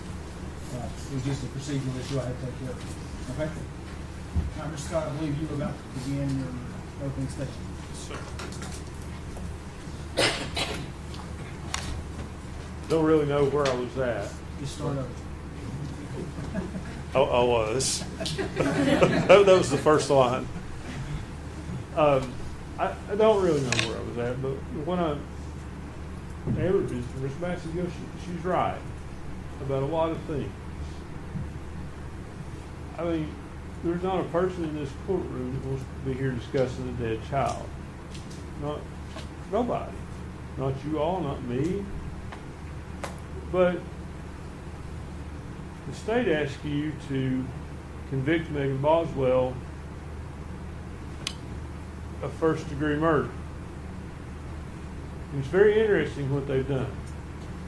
They've asked you to convict Megan Boswell of first-degree murder in 3 different ways. They've asked you to find that it's a premeditated and intentional killing of her child. And then they're asking you to find that it's a murder that is perpetrated as part of child abuse. And then they're saying, well, if it's not that, surely it's because of child neglect. That's a problem. The state's theory is reasonable doubt in and of itself. They don't know what happened. They don't know how that child died, and they can't prove how that child died. I expect you'll hear from a couple of different medical examiners who come to somewhat the same conclusion, but one medical examiner, I think you'll hear from her, and she has a very interesting theory. But I would suggest to you that her theory is flawed, and the proof will show you why it's flawed. Just like yesterday I was talking about in Vordaer, I think I asked a couple of you about the scientific method. And if you put in incorrect data, would you get incorrect results? And you will, if it's data significance. The state asks you, I anticipate this medical examiner, based on her testimony in another hearing, is going to say that this child was alive when it was placed in a trash can. But then again, the state says Megan's guilty of abuse of a corpse. Those theories are not consistent. They're not consistent with this. What the state hasn't talked to you about is the possibility, what if this was accidental? What if Megan or Hunter Wood rolled over on that child in the bed? And I find this unreasonable, honestly. I find it unreasonable that you roll over on your child in the bed and you don't call 911. But I'm 49 years old. I practiced law for close to 25 years. Mr. Harper talked about yesterday how your life experiences are different. Well, mine are certainly different than Megan's. When this child died, she was 18 years old. Now, You heard about what a great father Tommy Boswell was and how involved he was. What you didn't hear is Megan had that child because while she was in foster care. That's how involved Tommy Boswell was. She was in foster care when she had the child. I think you'll hear a lot in this trial about how she came up. And I like to tell people, and I do tell people, I've never had a hard day in my life. I've never went hungry. I've never not had a place to live. I've never fought a war, and I've never lost a child. And I can't put myself in the position of someone who has lost a child. But that's what I'm going to ask you to do. Put yourself in Megan Boswell's position. She's 18 years old. She's got an older boyfriend. We expect the proof will be that he tells her, don't involve me with this. I don't want to be involved. Because they're scared they're going to get charged with something. That's going to be the proof in this case. And my reaction and your reaction would be different. I would certainly call 911. But I'm not 18 years old. And sometimes I think back to myself and I say, I would have called 911 at 18 years old. And I probably would. But I know a lot of people at 18 years old that wouldn't. Their life experience is different. Their maturity is different. If any of you have kids, some of you probably know that.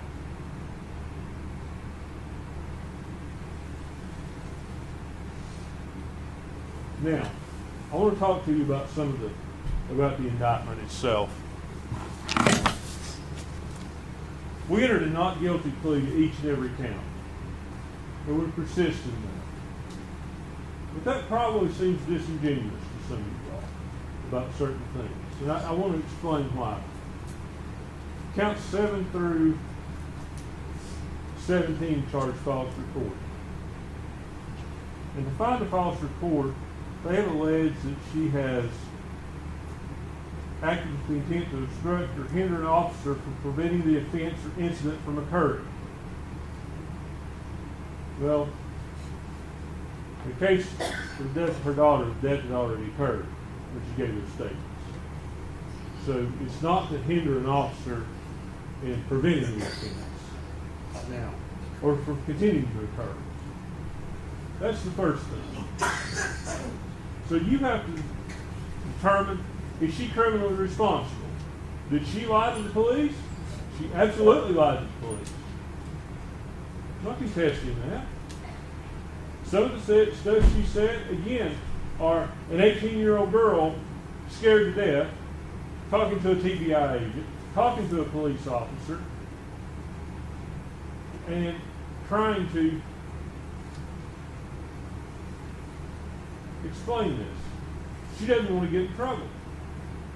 It doesn't mean she murdered her child. It doesn't mean she killed her child. What it means is that's her perception that she's going to get in trouble for this. And despite all the assertions to the contrary by the state,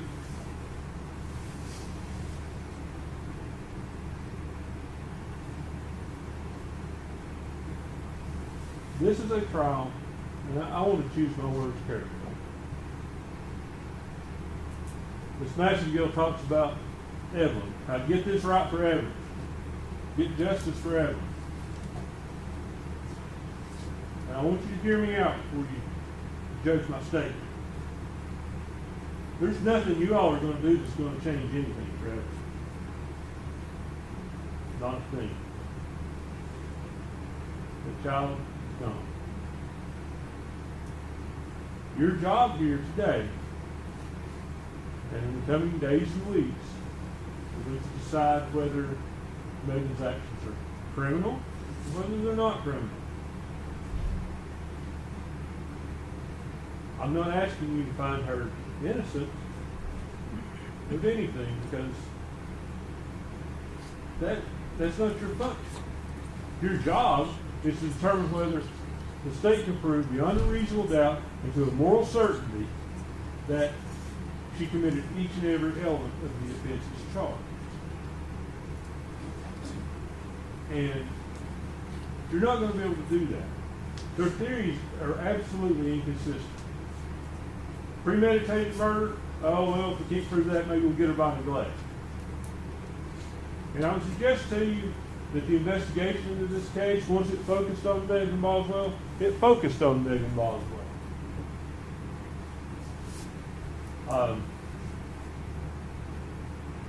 You'll see what little investigation there was into Hunter Wood, the boyfriend that they talk about.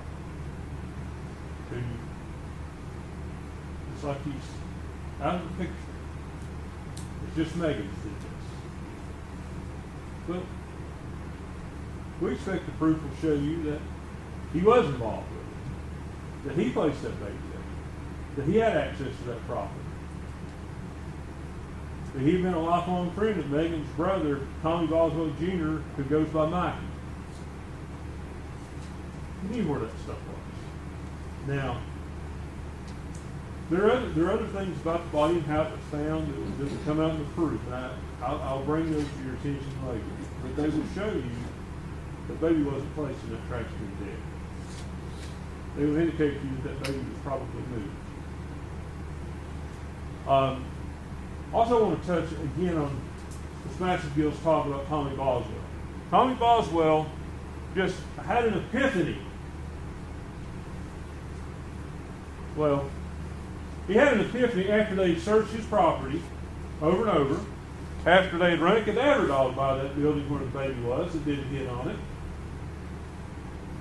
Then one day he'll just pick up the phone and say, hey, I just got to thinking, Megan had this playhouse down here.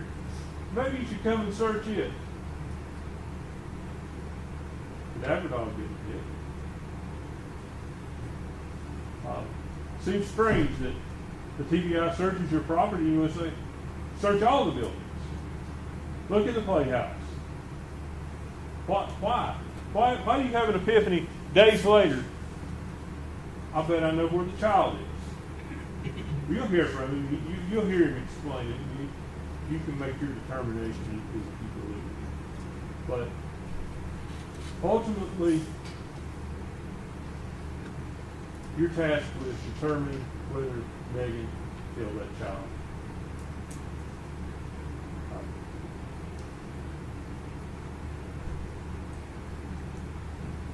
The child could have died of sudden death syndrome.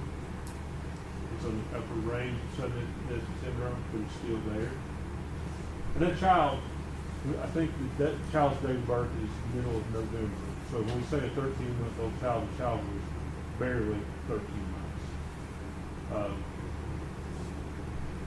Could have died from that. It could have died from somewhere wrong over, as they believe.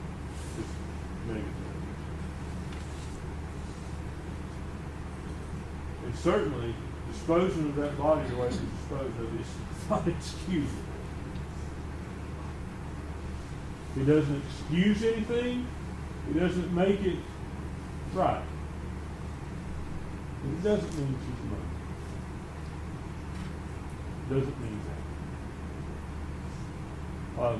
I want to talk to you about the last count that we pled not guilty to on abuse or failure to report a suspicious death.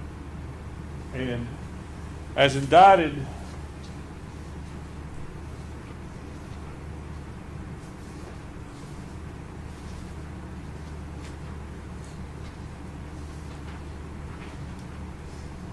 the state chose to indict that where the death was from violence, trauma, or any suspicious or unusual or unnatural manner. Now, I can't deny she didn't report it. She didn't report it. There's no denying that. But what I would tell you is what that indictment leaves out is a key part of that statute. And had it included that, I would have pled guilty, had her plead guilty to that. And that talks about where the unexpected death of a child is severe health or sudden infant death syndrome. Had that have been included, should have stood up and said, I'm guilty of that, I did that. It's not included because the indictment wants to make it that she committed a violent offense against the child. Lying to the police, improper disposal of the body, or whatever part she played in that. doesn't mean she murdered the child. It means she was an 18-year-old girl that panicked. That's what you have to think about when you hear this proof. That's all I've got to say to you. I thank you for your time and attention. I know I probably cross-examined you, a lot of you fairly hard the other day. And I mean no disrespect by that. I just want you to know the jury selection process. I did that because we have to have jurors that, make sure that you can be against you. That's the only reason. I mean, absolutely no disrespect. If I was hard on you, I apologize for that, but I don't apologize for standing up for me. Thank you, Mr. Scott. General 21st witness. Stay with call agent Brian Fraley.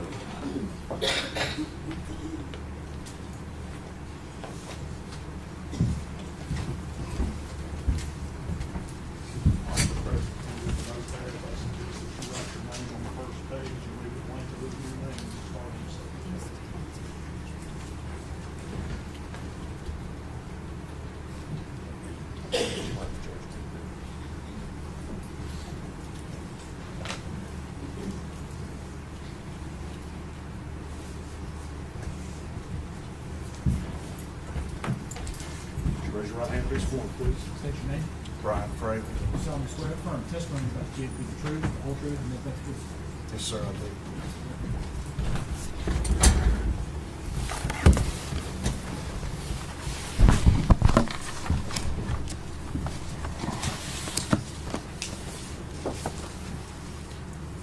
Good morning.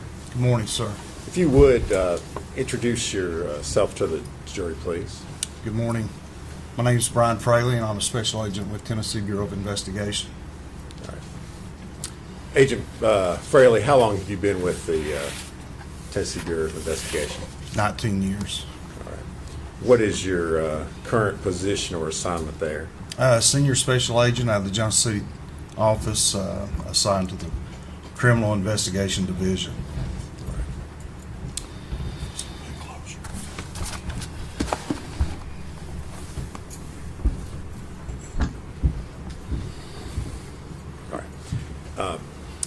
Agent Fraley, were you called upon to assist in the investigation into the disappearance and subsequently the death of Evelyn Boswell? Yes, sir, I was. All right. And do you remember when that was that you were called out to assist in that? Yes, sir. It was February 19th of 2020. Okay. And what was your role when you first got called out? Myself and other agents were called to assist Special Agent Brian Pritchard. He had been called to Sullivan County to assist Sullivan County Sheriff's Department on an Amber Alert on the 18th, the previous day. Okay. And so when you were first called out, this investigation was in regards to a missing child. Is that correct? That's correct. Special Agent Pritchard had been contacted on a missing person case that involved Evelyn Boswell. Tennessee Bureau of Investigation is the only state agency that can actually issue Amber Alerts. We were informed that the initial complaint by a family member, being the grandfather of Evelyn, was Tommy Boswell through Department of Children's Services, also known as DCS, who had contacted the referral to the Sullivan County Sheriff's Department. Sullivan County Sheriff's Department got that referral, contacted us, and Special Agent Pritchard responded after going through a checklist that is required. Instead of just a regular missing person or missing child case, certain things have to be checked off or validated in order to issue a full-blown Amber Alert. All right. And Agent Fraley, I know you work for the TBI. Were there other law enforcement agencies that were involved in this investigation? Yes, sir. Once it went to a full Amber Alert, which is probably our highest priority at TBI, the FBI was called. Obviously, Sullivan County Sheriff's Department investigators were already involved along with Agent Pritchard, but once we were involved, we have a specific team just for Amber Alert cases out of Nashville that also involve other agents and intelligence analysts. The FBI has a specialized team of trained agents called a CART team, and that's a child abduction response team. And these agents are experts in child abduction, Amber Alert type cases. So within hours of the Amber Alert being issued and certified, there was approximately 40 to 50 FBI, TBI, Sullivan County investigators, and intelligence analysts assigned to this case.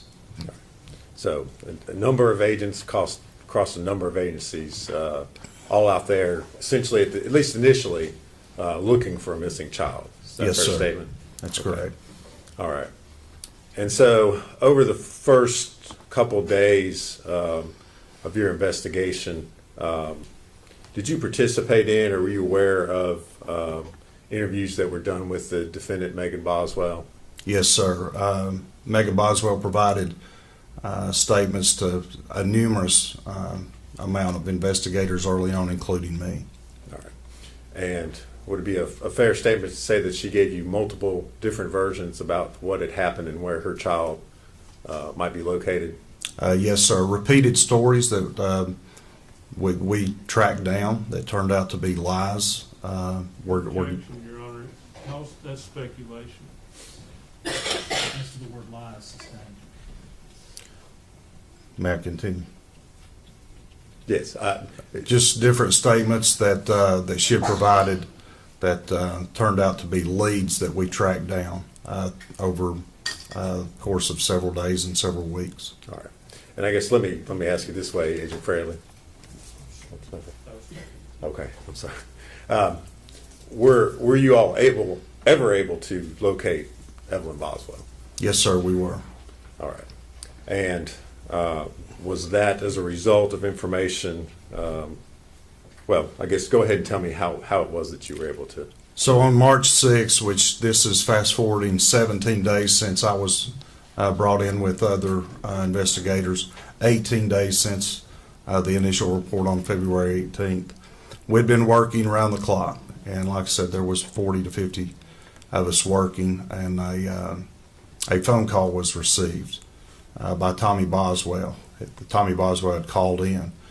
And March 6th, 2020 was a Friday, and we had worked, like I said, 18 days, and we had come to a point in the investigation where we had decided we need a break. We had exhausted a lot of resources, time, and we were at a place where we didn't feel we should go on at that time. We should take a break, and it was a good pause point, if you will.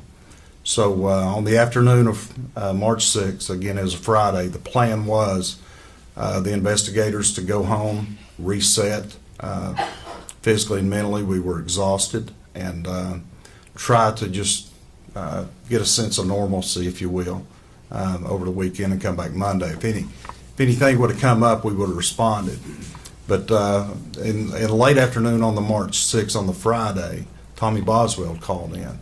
So we agreed, the four of us, myself, Special Agent Gratz, who's also another TBI agent, investigator Tracy Raz, who is a Sullivan County detective at the time, and investigator Michelle Gillum, who was an investigator at the time.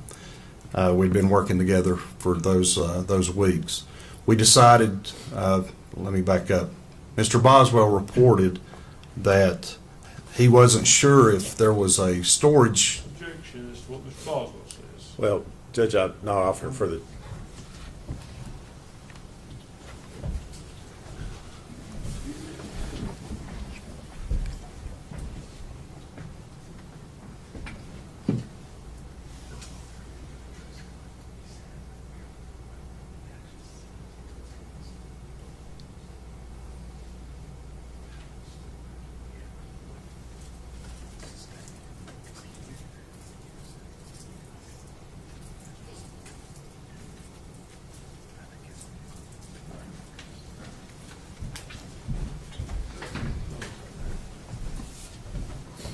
Sustained. Agent Fraley, as a result of the call that you got, and let's step back a little bit, Tommy Boswell is the defendant's father, is that correct? Yes, Megan's father and Evelyn's grandfather. All right. As a result of a phone call that you received from Mr. Boswell, what did you all do next? We went to Mr. Boswell property located on Muddy Creek to conduct a search there. All right. And is that property located in Sullivan County? Yes, sir. All right. I think it's 539 All right. Muddy Creek Road. All right. Agent Fraley, in the course of your investigation while you were out there, did you create a sketch or diagram of the Boswell property? Yes, sir, I did. All right. If I could, I'm going to hand you a document, ask you if you can identify what's shown.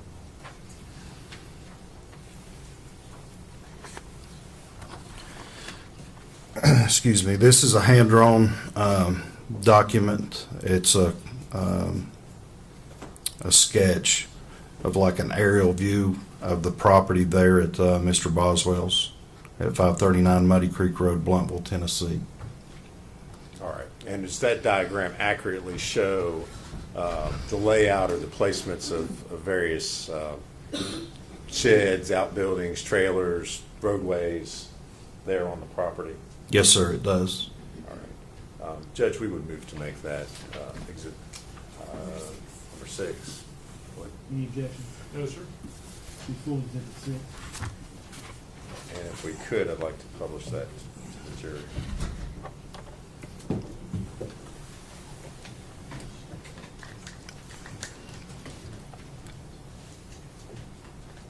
Are you gonna use the yellow thing? Well, I'm gonna.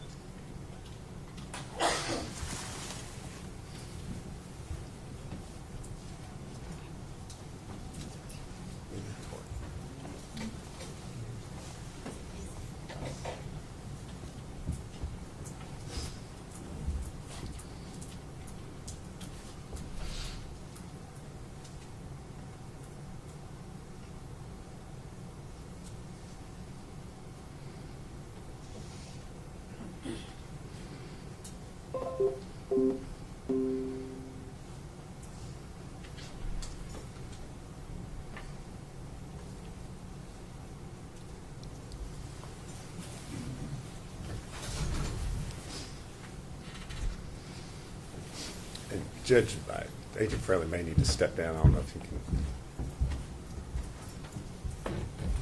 I may need him to step down for the witness. I don't know if he can. If I could hand him a laser pointer. Okay. If you need to, that's fine, as long as we can pick him up on. I can see that. Can you from- see it okay yes, from there? sir. I didn't know if you would be able to. All right. Are you okay from? Yes, sir. I can see that. Shooting And I have it. it in front of me as well Okay. on my screen. All right. If you would kind of point out, I guess, the major landmarks that are shown there in the diagram. Yes, sir. So this top house here is Tommy Boswell's, as it was described to us. This resident here was a mobile home that was described as his mother's. This is the shed that we had information on right there. That's like a yard barn or an outbuilding. And then here is notated as what we described and what was described as a playhouse. I don't know what happened. Hold on a second. It's like it lost your speed.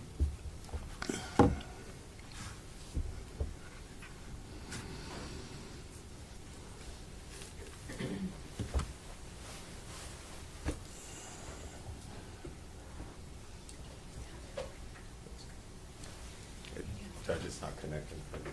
You want to just stick it I in? was going to say, if you'll just hand me the.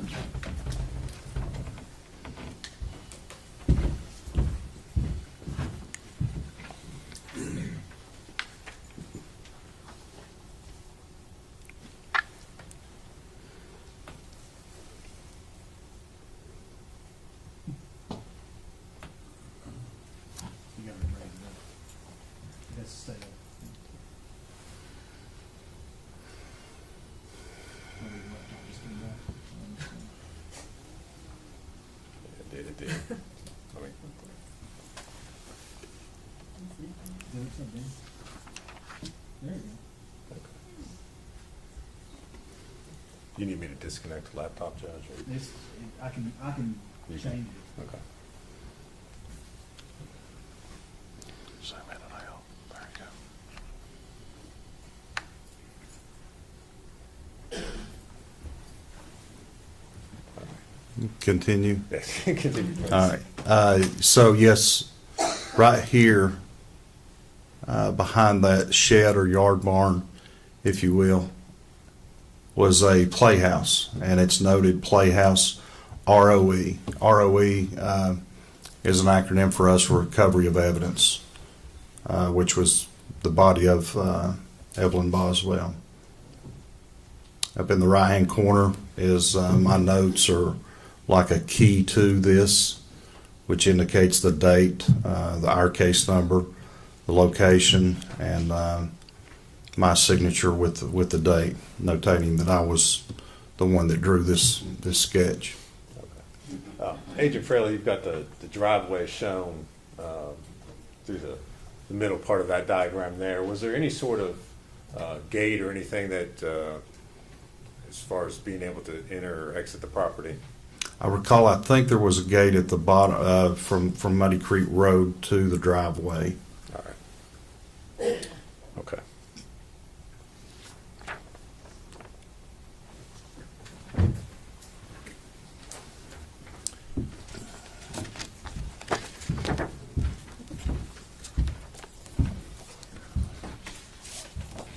We don't need to pass it.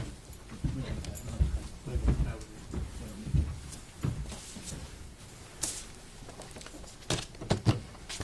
Now, Agent Fraley, you identified an outbuilding that was there on the property. You had said that's where you went first. That's correct. Okay.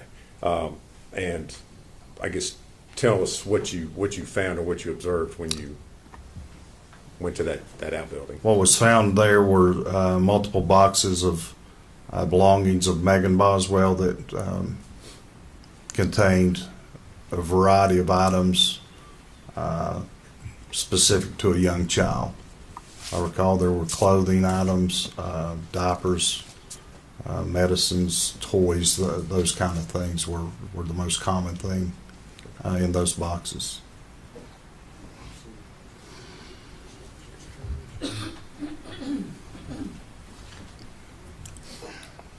Agent Fraley, I'm going to show you 3 photographs and ask you if you can identify what's shown in those.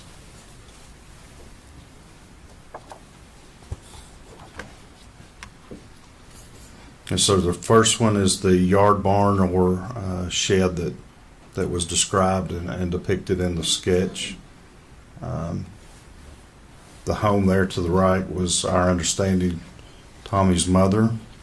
The second, that's the first one.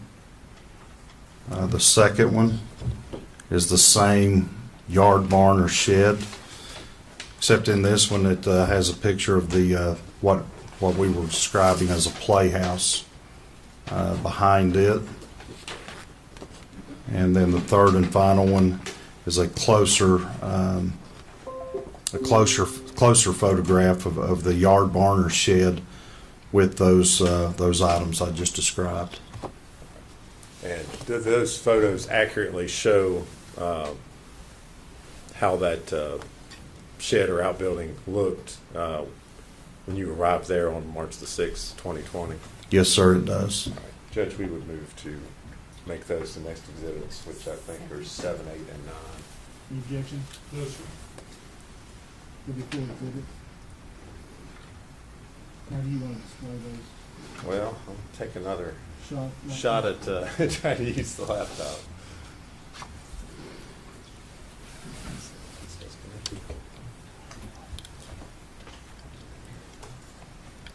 General, which order did you want these pictures marked?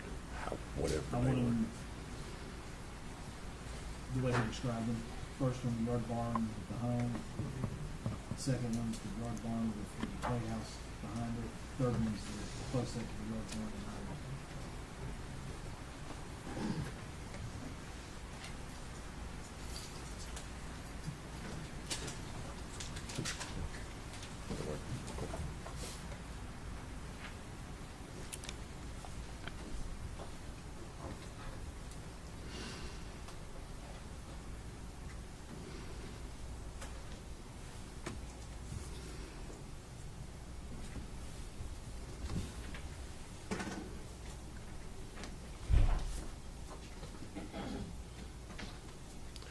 May I see those, make sure we've got the.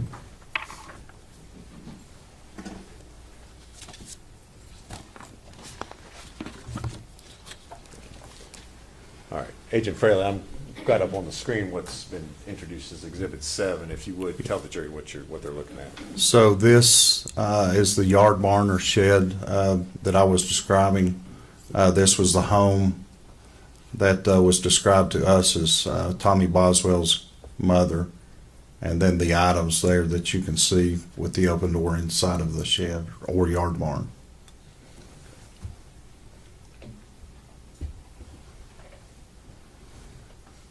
And next is Exhibit 8.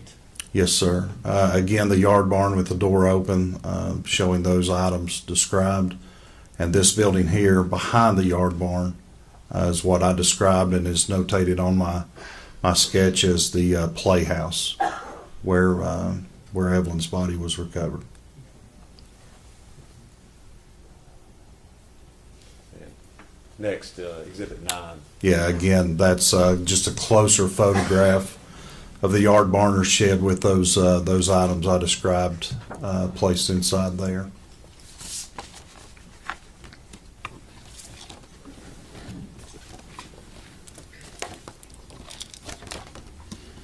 All right. Did you participate in, or I guess what did you all do with the items that were that you saw located in that outbuilding there?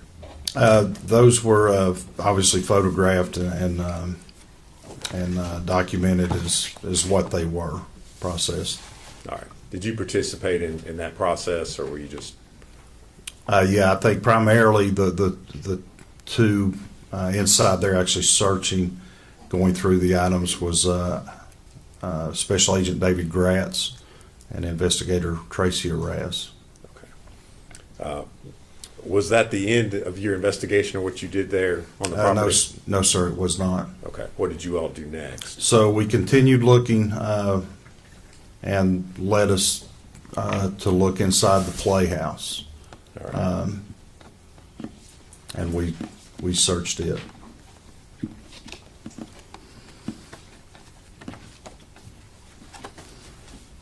And what did you find, if anything, upon looking in the playhouse? There were, once the door was opened, right inside the door, as the opening of the door, was a trash can, like a tall kitchen model, common trash can, and 2 bags of trash beside of it.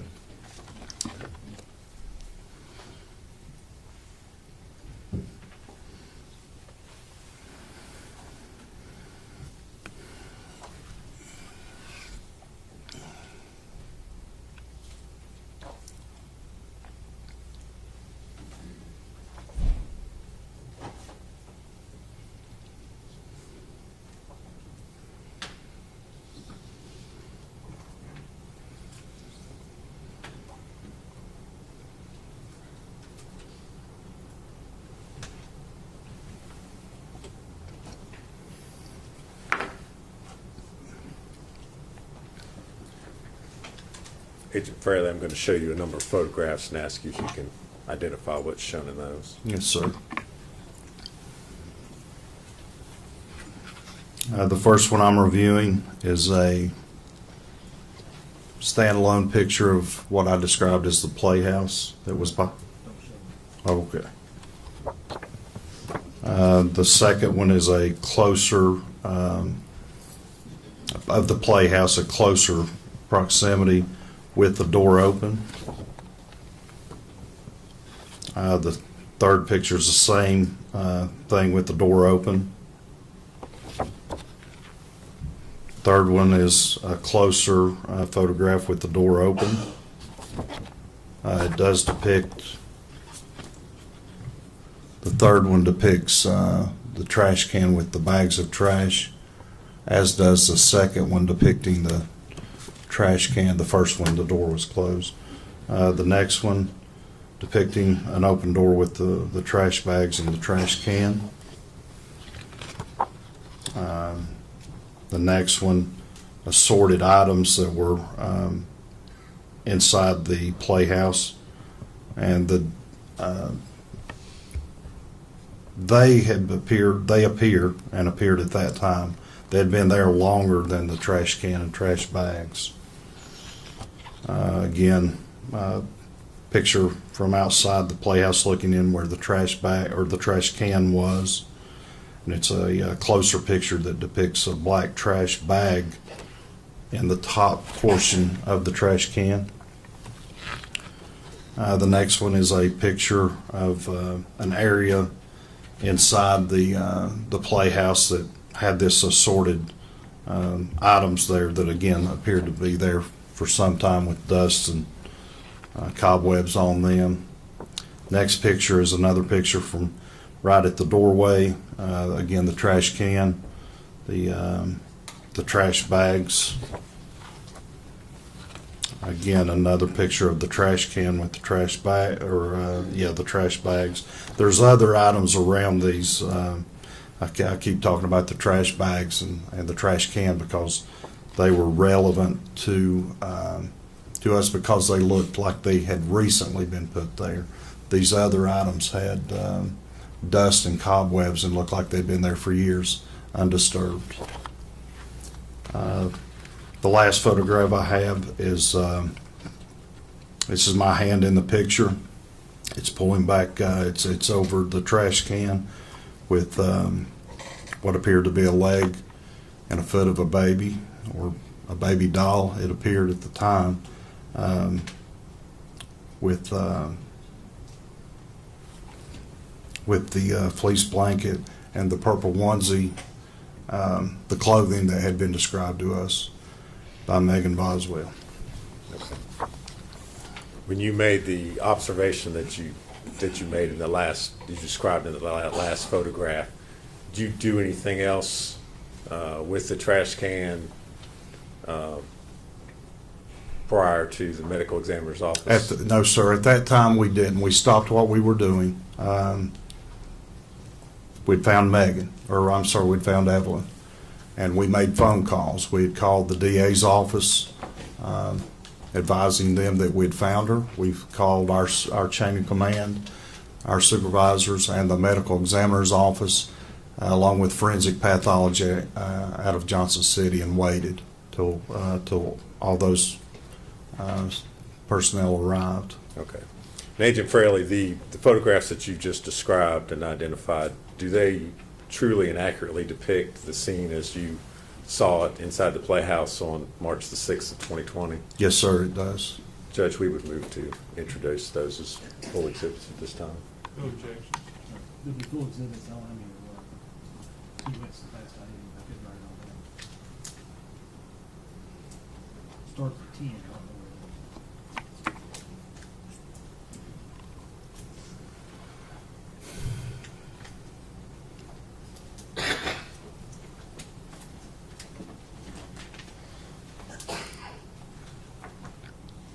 Through 19, Judge.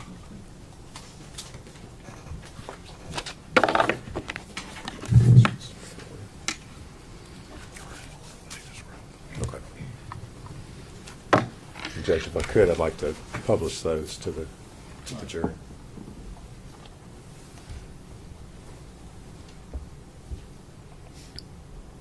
All right. Agent Fraley, I'm going to start with Exhibit 10. Yes, sir. You would describe what the jury's looking at. That's a playhouse that was located behind the yard barn. And if we're looking at it that way, the outbuilding would be where? The outbuilding yard barn shed, as described, would be to the left out of the picture back this way from the yard barn or from the playhouse. All right. And the door, as we're looking at it, that door was closed when you arrived? Yes, sir. That's how we found it. Next, I'm going to show you Exhibit 11. Same playhouse with the door open. Okay. And if you look inside the door right here, this white trash can is the trash can that I was describing as I was reviewing the photographs. All right. As you opened the door, was anything disturbed or moved, or did anything shift? No, sir. Nothing fell out onto you. As you can see, there's a front porch there. It was opened. and it is as it's seen. Obviously, the trash can's kind of tilted the way it is there, and the other items throughout the playhouse. So the only difference between the prior photograph we looked at and this one is that the door, you all have opened the door so that you could see inside. Is that correct? That's correct. Okay. Next, I'm going to show you Exhibit 12. Same, obviously, playhouse, just from a different angle. You can see the trash can there on the left, and those two, you can see the main portion of one bag and partial portion, excuse me, of a second trash bag, two white trash bags there. Obviously, other items, the blue tote, the brown piece of furniture, and other items there. Now we're looking at Exhibit 13. Yeah, again, there at the playhouse, just a closer angle or closer photograph Okay. right inside the door. You mentioned earlier that it looked like or appeared to you that some of the items had been there for quite a while, and that some of them did not. Yes, sir. Is there anything in that photograph that indicates that to you or that you can see? Yes, sir. So the trash can and the two bags appeared to me that they had been placed there recently. The other items, like I said, the blue tote, those other things, these right here, that cardboard box, these items back here on the shelf, they just look dated and like they'd been undisturbed for quite some time because, again, they had dust and cobwebs located throughout the playhouse, except for that portion right there, right at the front door. Now I'll show you Exhibit 14. Yes, sir. What are we looking at there? Same thing. That's right inside the playhouse to the right. If you just stuck your head into the playhouse from the doorway, this would be to the right. And again, these items you can see specifically on this bag here. Well, a lot of these things, it's just dust covered, indicating to me that it had been there a while. Agent Fraley, are we actually, if you're looking at the lower right-hand corner of the photograph, is that the door frame right This there? is the right-hand door frame with the clasp for a lock. So yeah, again, like I said, if you were standing outside, just peering inside, that's kind of the angle or the view that's depicted in this photograph.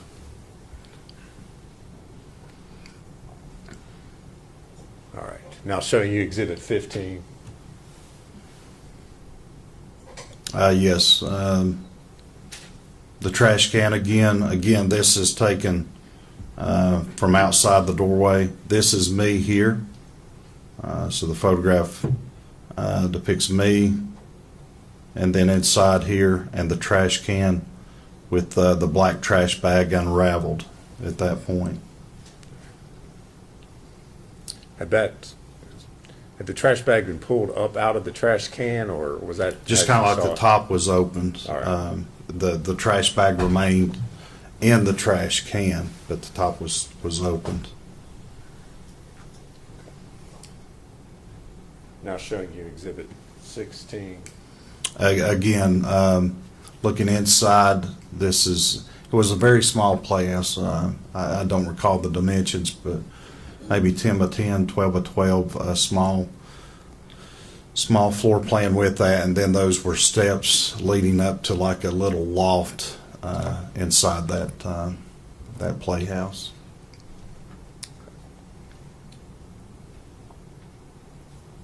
Again, This is another- Exhibit 17. Yes, Sorry, sir. Go ahead. Again, just another photograph of the trash can and the two bags. There's a keyboard there, a piece of furniture. Again, the blue tote. Just multiple pictures of kind of like the same thing, same angle, same point of view. Just multiple pictures of that. Again, the trash can again. This is Exhibit 18. For yes, the sir. record. Sorry. Again, the trash can with the black trash bag inside the trash can. Blue tote, other items there inside the playhouse. Agent Fraley, there appears to be something on the inside of the white trash can. Were you able to? Right there. Right there. Okay, what is that we're seeing or looking at? I can't see clearly what that is. I don't know if there's another piece Okay. of trash bag. Or, Okay. And Exhibit 19. Again, after this was that black trash bag portion had been pulled away, this was the next layer down inside the trash can, which contained Evelyn Boswell's body, clothed in a pink fleece onesie with penguins and a gray and white fleece blanket. All right. What the portion of the body that you see there is her leg. Okay. Did you in any way disturb or move or do anything with the contents of the trash can? No, the glove in the top portion of that is my hand. Pulling that back to confirm and take a photograph.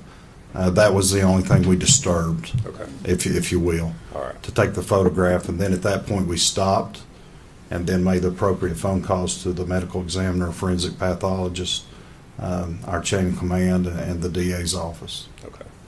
All right. Thank you. So what happened after you made those phone calls as far as the investigation was concerned? So after that, like I said, all these people arrive, and our concern is to process the evidence. We did so at the direction of the forensic pathologist, and so what decision was made was on that front porch of that playhouse, which was just right outside the doorway, was to place a body bag there on the front porch. Open, they unzip and they open. So we placed a body bag there, and I brought the trash can out, and we started removing the contents of the trash can onto the body bag that was opened. All right. And did you participate in that process with folks from the medical examiner's office? Yes, sir. It was Laura Parsons, who works with the forensic pathology, and Dr. Matrina Schmidt, who is the forensic pathologist there. Okay. And so you actually helped them and assisted them in removing the body from the trash can? Yes, sir. Like I said, the body bag was there, and I removed the contents and the body of Evelyn Boswell onto the body bag where we could start processing what was inside the trash can, which additional evidence was in addition to the body of Evelyn. And was this whole entire process photographed? Yes, sir, it was.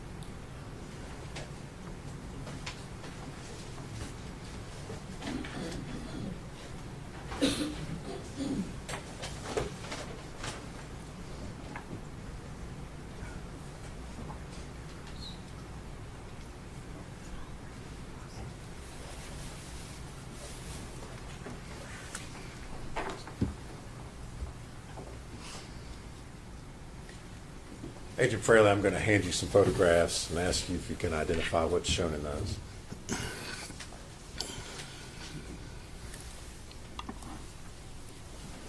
The first one is, as I just described, the body bag that's unzipped and placed on the front porch on top of paper. I think it was butcher paper we rolled out, but the first one is me removing the contents of the trash can, which included Evelyn's body. That's my arm in the top portion of that photograph.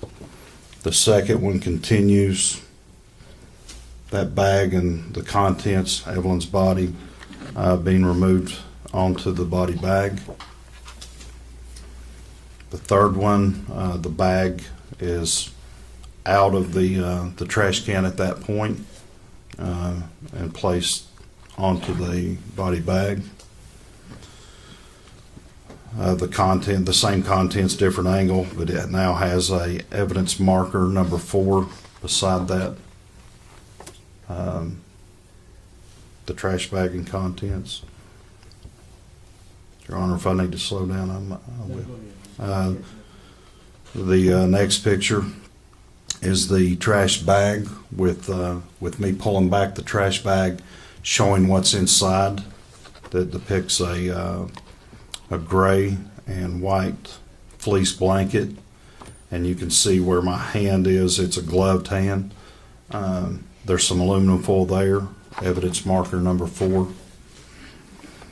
Again, a wide angle of the same thing once the trash bag has been removed.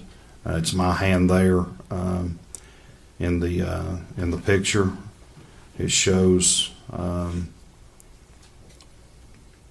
the body of Evelyn Boswell that's underneath these layers of items. That includes aluminum foil and the gray and white fleece blanket. You can also see some portion of the clothing. Evelyn was wearing the pink onesie fleece with the penguins. The next photograph is an opening of the trash bag that Evelyn was inside of, that shows different items in the bottom of that trash bag. Eggshells, fluids of human decomposition, and other items. That's my hand in the top, my foot in the top portion of that photograph. The next photograph is again the same trash bag with the contents that I just described, with the body of Evelyn to the right of that. That's going to be her head and upper portion of her body that's wrapped in this aluminum foil. The next photograph is just the body, again in the same state, with the aluminum foil, the blanket, the onesie. However, in this one with some body fluids that have come out onto the body bag, but there are also some pupa, that is insects, basically in between a larvae stage and an adult stage that were inside the bag as well. That's common with human decomposition. Next picture, same description, same things with that evidence marker number 4. Next picture, different angle, same description, the body of Evelyn, the aluminum foil, the purple onesie with penguins clothing, evidence marker with the insects there. The next picture, we start removing the layers at the direction of the forensic pathologist, the doctor. And this next picture is us removing the aluminum foil that was wrapped tightly around the head of Evelyn. And this is shows my hands and Laura Parsons' hands, who works there at the forensic pathologist office.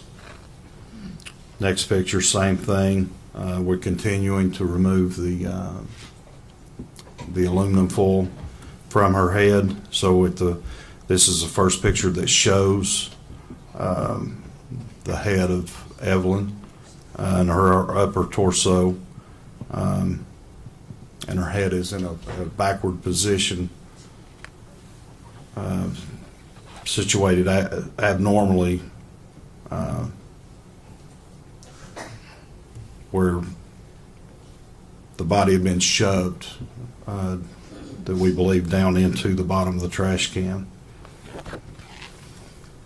Next picture is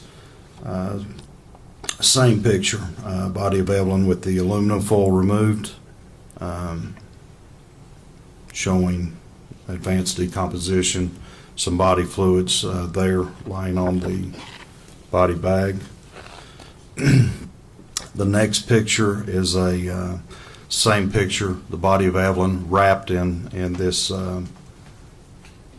this fleece blanket with the purple onesie, just a different angle on the body bag. Next picture, same thing, a different angle. And then the next picture is where, again, is describing how we're processing this, is removing it a layer at a time. So this is a picture depicting the first part of removing the fleece blanket from Evelyn's body. And then the next picture, it's a black and white photograph with the fleece blanket removed and just showing the body of Evelyn. Advanced decomposition, again, the pupa there, which was numerous of the insect activity.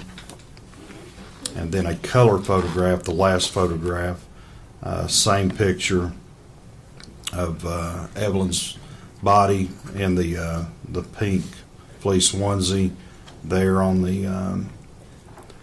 the body bag with human bodily fluids around her head area. Agent Fraley, the photos that you've just described, are they a true and accurate depiction of the process that you all went through? Yes, sir. That night in removing Evelyn's body from the trash can? Yes, sir, in the different stages of removing layers. Judge, we would move to make those full exhibits this time. No objection. It'll be- and then determine the- This first one, 20. First one's 20, I don't know what.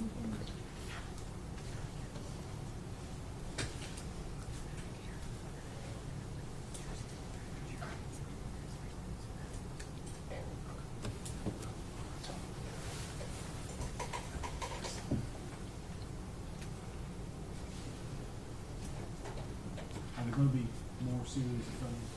Yes. Well, Count them. Yes. Tell me how many. yes.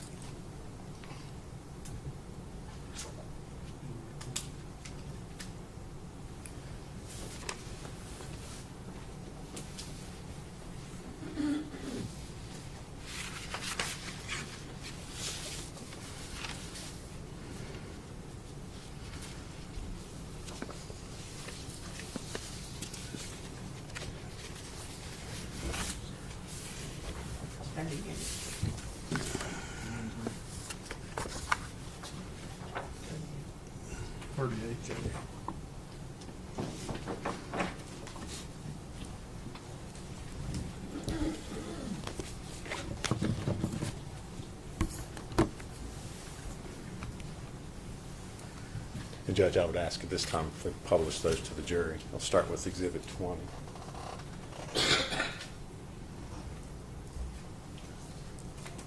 Agent Fraley, if you would describe for the jurors what they're seeing in this photograph. So this is after we removed the trash can from inside the playhouse. Like I said, this is my arm. and it's the first stage of removing the contents of that trash can that included the body of Evelyn.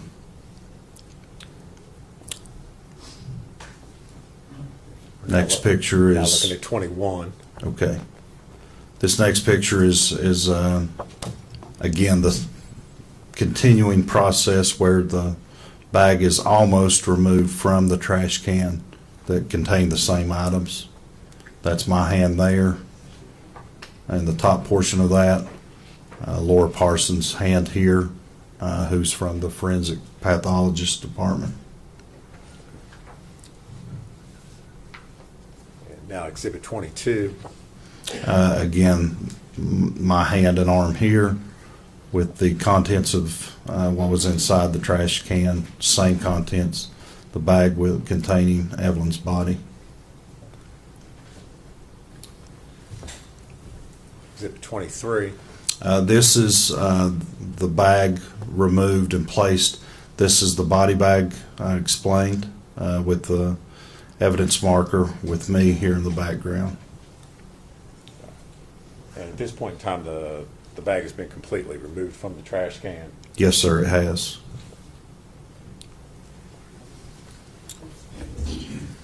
Now showing you exhibit 24. Yes, sir. That's my hand there, starting to remove or peel back that trash can or trash bag, and the first portion of removing that layer that shows again the fleece, the gray and white fleece blanket, and then over here you start to see the aluminum foil that had covered Evelyn's head. All right. So just so that the jury is orientated as far as the photograph's concerned, Evelyn's head, as you all found it, is in the left, as we're looking at the photograph on the left side.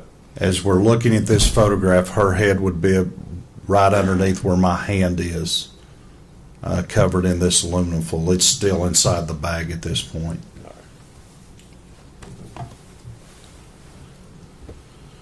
Now looking at exhibit 25.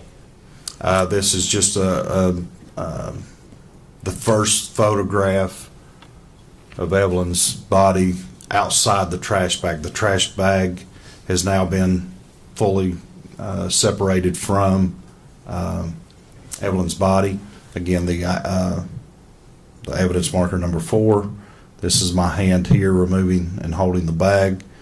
This would be her head on this side of the photograph with her feet on this side of the photograph.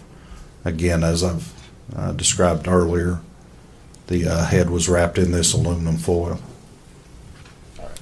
And just so we're clear for the record, when you're describing the head, that's, as we're looking at the photograph, that's on the left side. Yes, sir, on the left. If you can see that pointer, that's where that's at, but facing that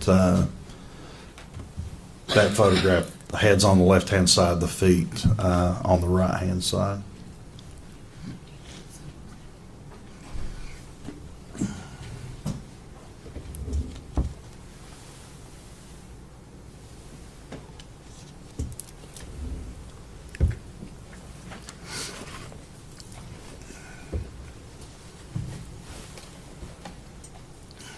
To reconnect the judge.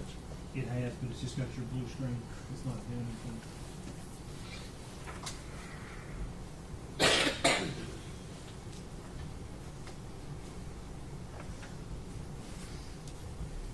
Your laptop may have low battery. I don't know if it's plugged in or not. It's not.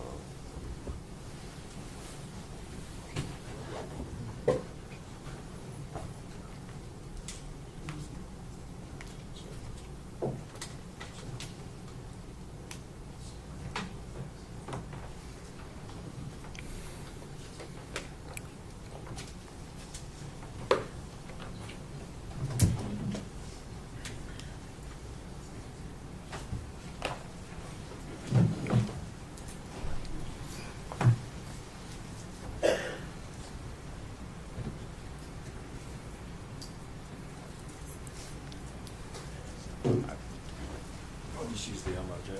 Well, I mean, I've got the blue screen, but I don't know if it's, to me, it's not showing. picture.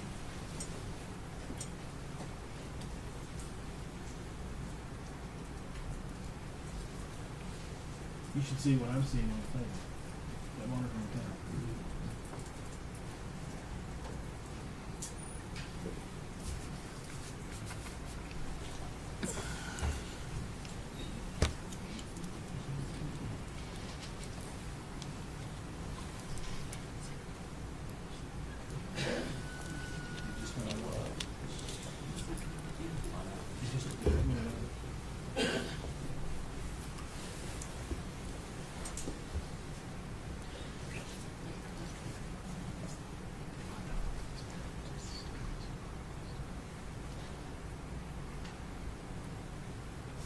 I'm just gonna use the elbow, Judge. See, yeah, push it all the way up. Push it all the way up.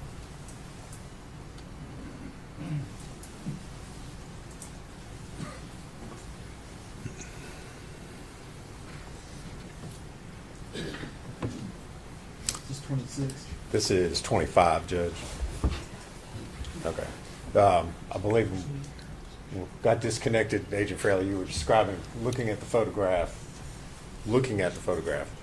Evelyn's head is to the left where the foil is that correct? That's correct. Looking as we're seeing it, the left here, this foil is her head, and down near the item marker number 4 is her feet. Once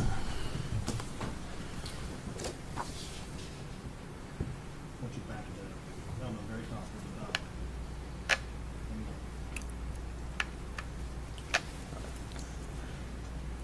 Showing you Exhibit 26. Yes, sir. My hand here.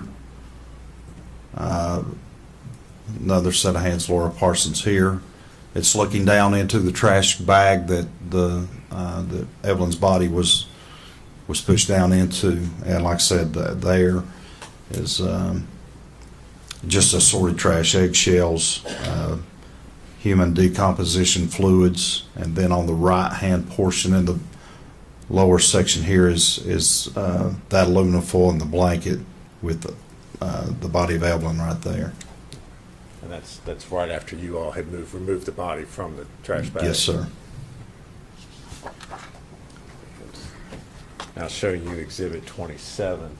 Again, a similar depiction of the last photograph, just it's a wider angle that's kind of showing the aluminum foil that's kind of formed around her head with the rest of her body there down to probably about her upper torso.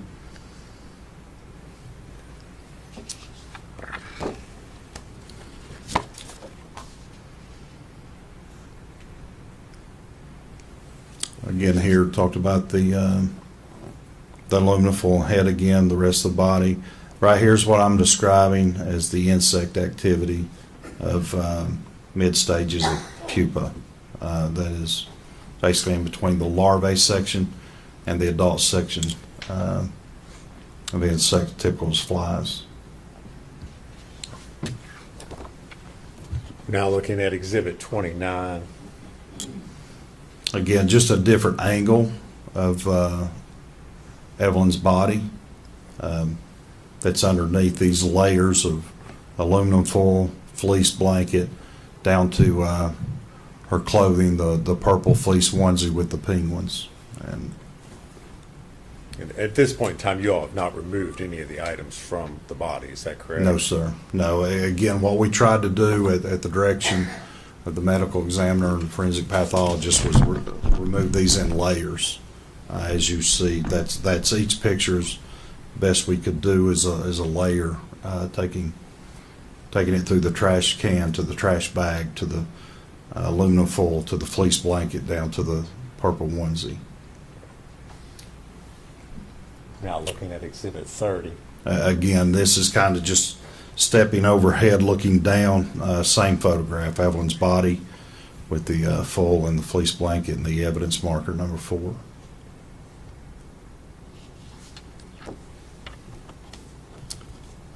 Now Exhibit 31.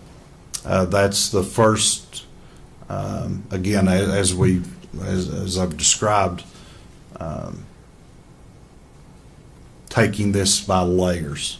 So this is us removing the aluminum foil from Evelyn's head. And if you would, describe for the jury the processing. Was this a difficult process? Was it easy? How was the foil attached? The foil was attached, it was compressed. It never occurred to me that when the body of Evelyn was placed or forced or shoved into this trash can, that this was a piece of foil that was just kind of put on there.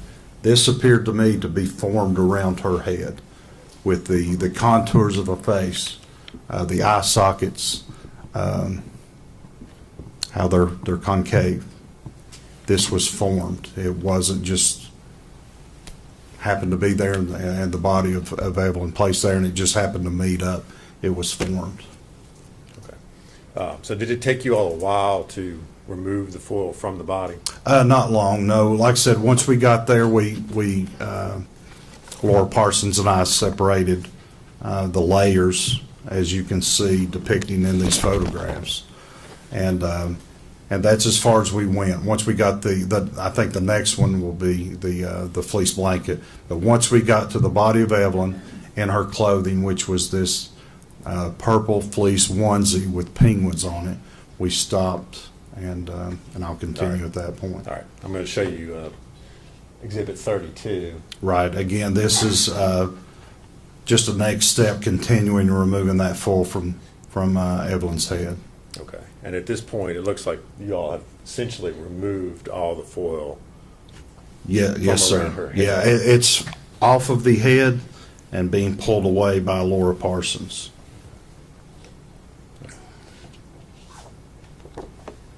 Now I'm going to show you 33.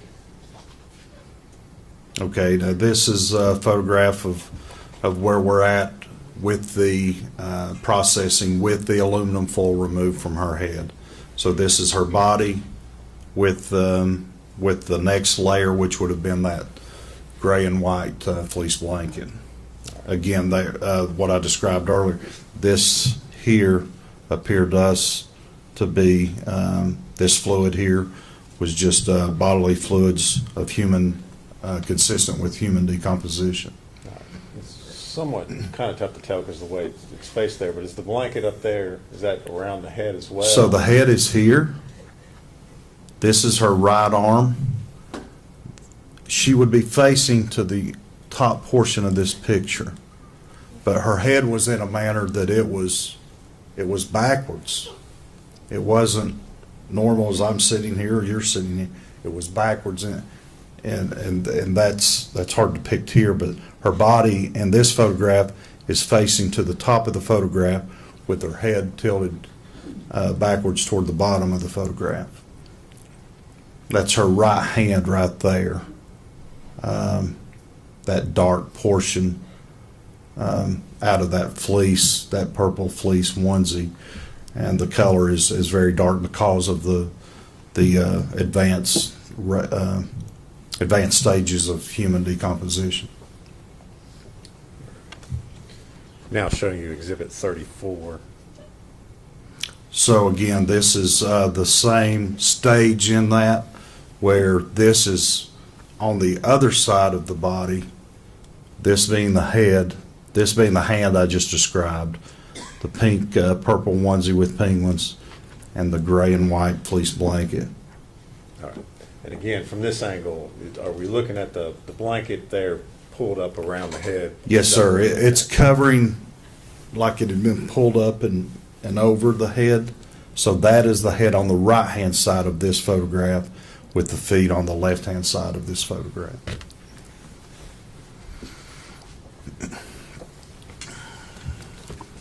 Now showing you Exhibit 35. This is, again, same Evelyn's head on the left this time. Her body facing to the top of this photograph and starting to remove the gray and white fleece blanket from her body. This is her leg down here. That's like the foot in a onesie that has those those treads so they have traction when they walk. So that's going to be her right foot and right leg on that.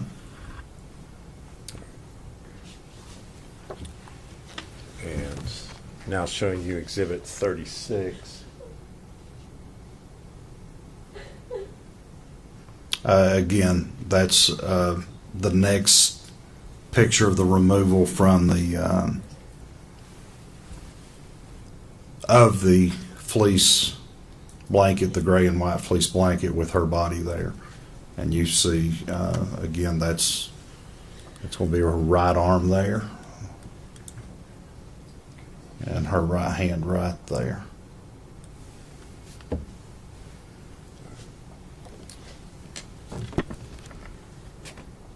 Now showing you Exhibit 37. Yes, sir. This is a black and white photo, obviously. Her facing the top of the photograph. This is her right hand. Again, even though it's black and white, it's the consistent with the pictures you saw on the purple fleece onesie with the penguins. And this is her head to the right side of this picture.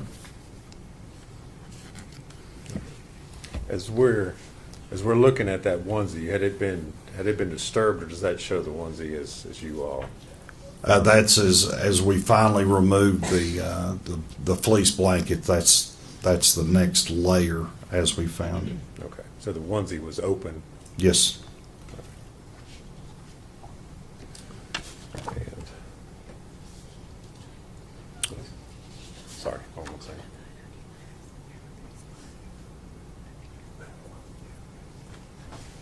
Now I'm going to show you exhibit number 38. Again, this is the body of Evelyn. That's her head. There's her legs and feet. There's her right hand there on that body bag. Okay.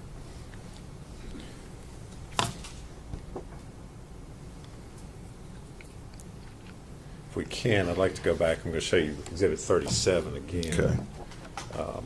I don't know if it's The black and white yeah, it's a photograph. black and white photograph. Which, as we're looking at the photograph, where is Evelyn's face? As we're So this is her head on the right-hand side of this photograph. Her body is facing to the top of the photograph, so her face would be right in here on the back side of, kind of looking at the back of her head. Again, it's advanced decomposition. And the fact that there was advanced decomposition, did that affect your all's ability to be able to, or how you were able to process the scene there? Yeah, I mean, like I said, in conference and at the direction, the medical examiner, the team from forensic center there.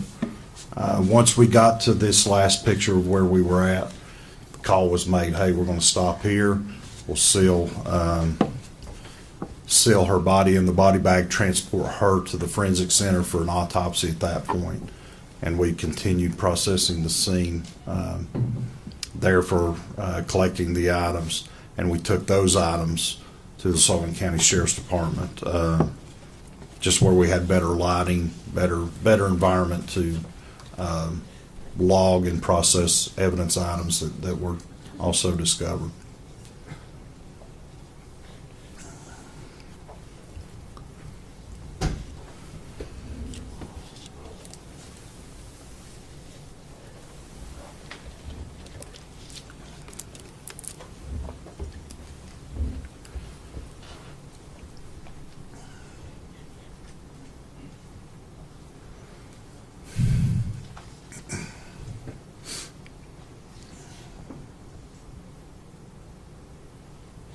You're gonna go from one set of photos to another set of photos, Yes.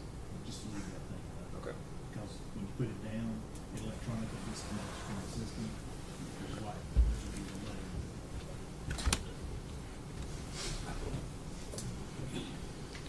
delayed. Agent Fraley, you described the process of, I guess, taking the other items, the trash bags that you recovered from there. removing them from the scene and then taking them to the sheriff's office. Is that correct? Yes, sir. Okay. I'm going to hand you a series, I believe it's 6 photographs, and ask you if you can identify what's shown in those.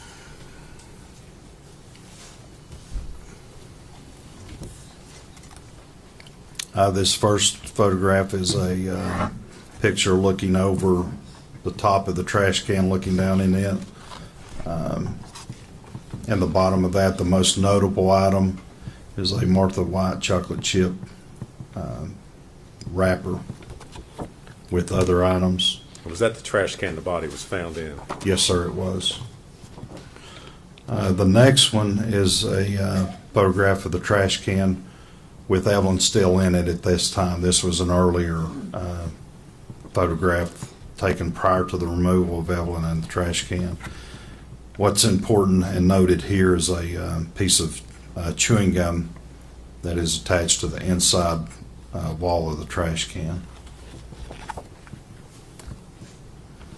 The next photograph is after I removed the trash can and the trash bags from inside the playhouse and just set them out on the porch of the playhouse prior to going through the pictures we just looked at, processing the removal of the layers leading to the body of Evelyn.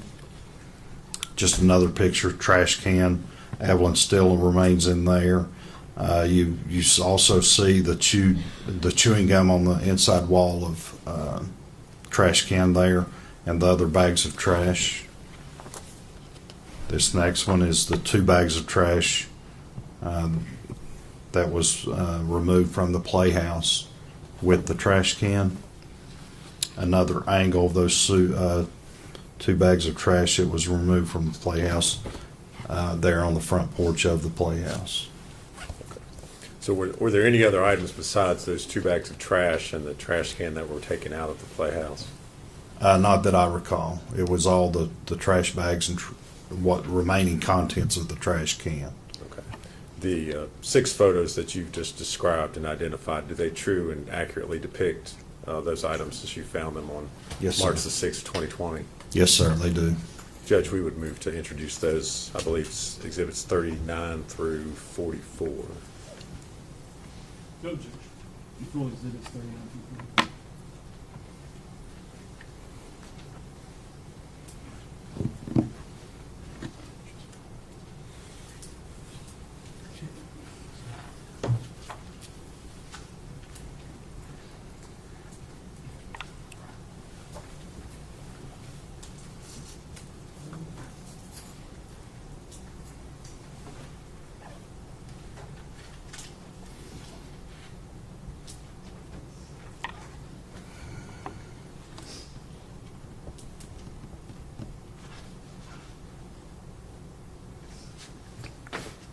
Not asked to publish those to the jury at this time, Judge. Agent Fraley, we're going to start with Exhibit 39.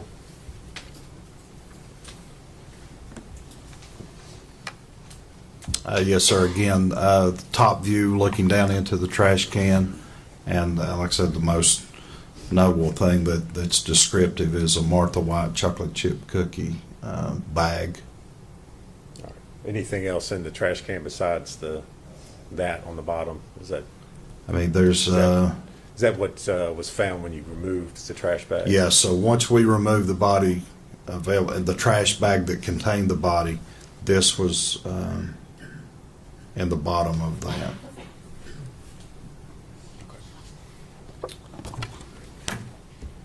Now showing you Exhibit 40.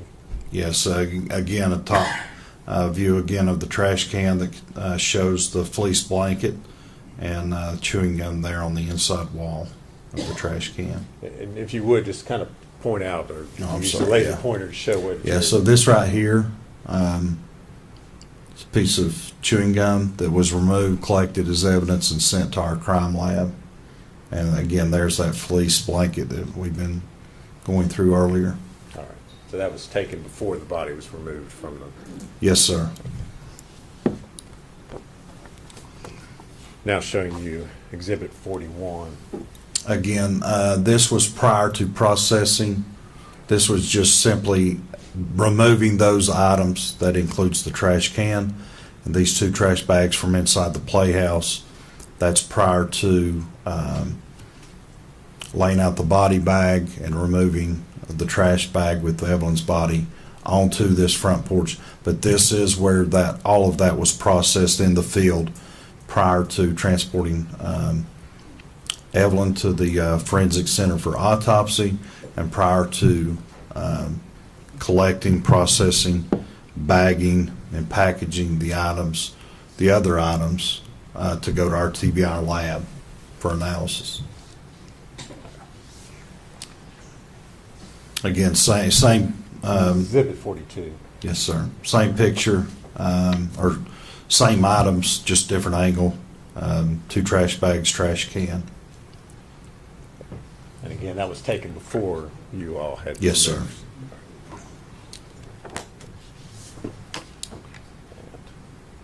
Exhibit 43.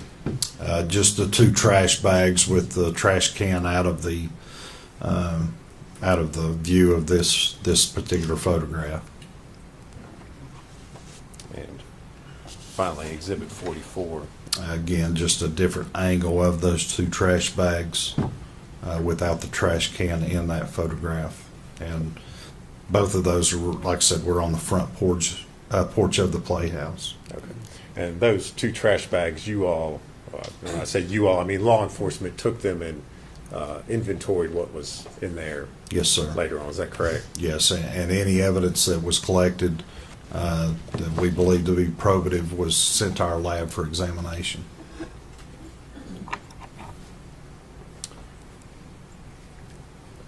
Agent Fraley, I know you did and you've described a number of different things that you did in the course of this investigation.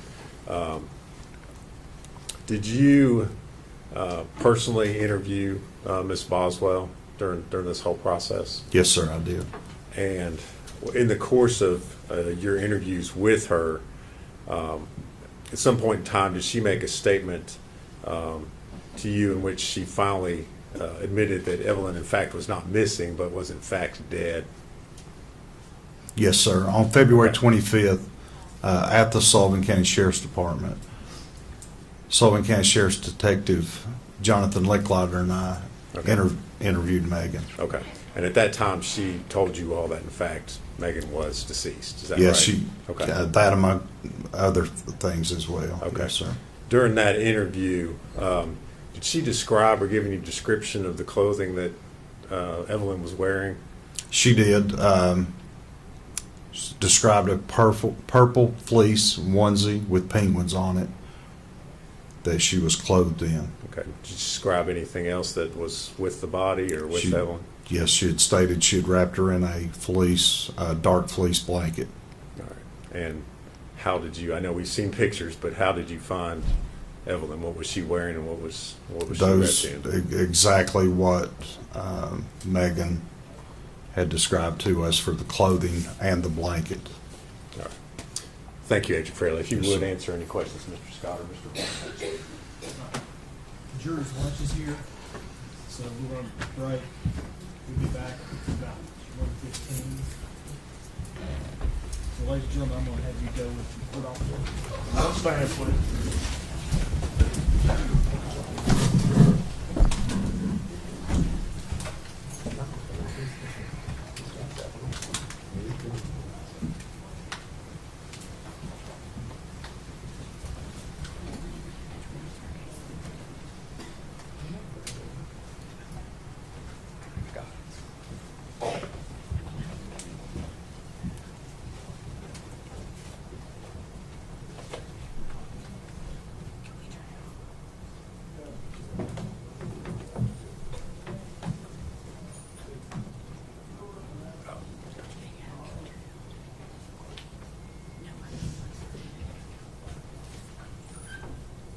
Be seated. Now, I've also got information that the witness that in question is out in the lobby. Do you want me to bring him in and give him a bond? Otherwise, he'll be in custody too. Because the order didn't have a bond set. I would prefer that. I'd also ask we instruct him to talk to us before, I guess. Well, okay. I mean, otherwise, I'll just ask that he be held without bond. I don't care what you do with him, but I don't think it's the court's purpose Okay, well, that's to tell a fine. witness No, to I talk can't to tell someone him. or not. You Okay, tell me it has that's to talk fine. anyway. That's fine. That's fine, Judge. I'll tell him. Do you want it brought in? I can tell him if he doesn't come back, if I don't come back, that he will be held. Yeah, that's fine. And Yeah, bring him in. You want me to step down, Your Honor, Yeah. to provide this for him? They'll discuss the rules Yes, sir. of the office. You can't discuss the testimony with any other witness or allow them to discuss theirs with you. What's his name? I don't have the word in front of me. Austin Feller. Last name? Feller, F-E. Feller, F-E-L-L-E-R.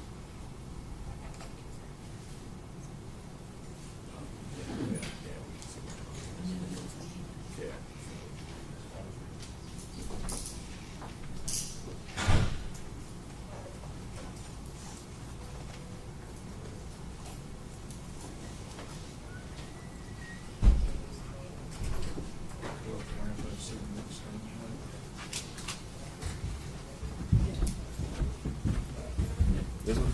Up there? Yeah. Mr. Feller? Yes, sir. You were served with a subpoena to come to court Monday, and you didn't come, which is why we're here today with you in custody. I'm going to set a $500 secure bond. You can make that through a bond company. You are a material witness in this case. What happens if you don't come back to court after you make that bond? And you are now instructed by this court that you will appear at this court no later than 9 a.m. every day except Sunday, and that includes Saturday, until you are either called as a witness or released as a witness. Do you understand that? Yes, Your Honor. If you fail to do that, and we have to come find you again, you'll be held in custody of the sheriff with no bond until the case is over. And that could take us about 3 weeks. That would be no very long. Yes, Your Honor. All right. You need to be here back at 1:15 if you make that bond. Yes, sir. You go.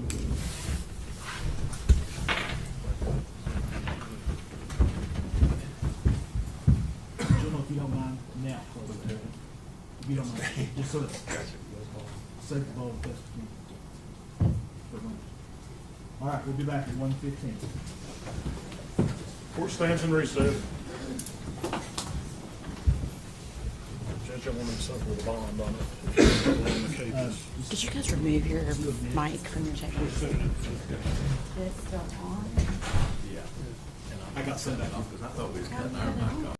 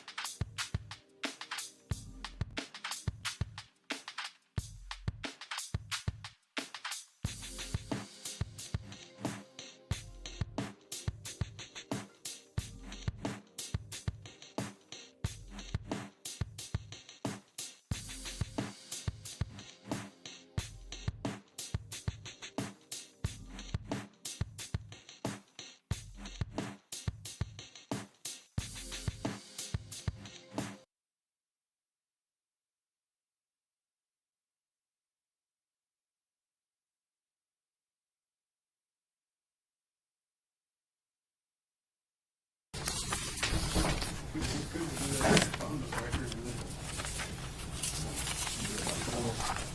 so just bring me one up, and I'll sign it later tomorrow. Okay, go ahead, I'll do it now.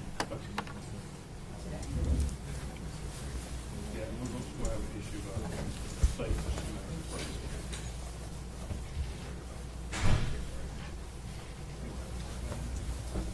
I'll leave it on record. Then we'll do that. I think we, jury's out, so I still just check.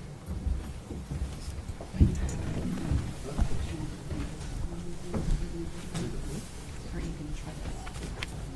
Oh, this is terrible. What'd you think of it? No, it's not. Probably gonna lose on that, that's unfortunate. Fair to be, COVID had the court system closed for 2 years, it should be told. Tommy's convictions are too. Oh, well. Didn't have trial. Can't have trial.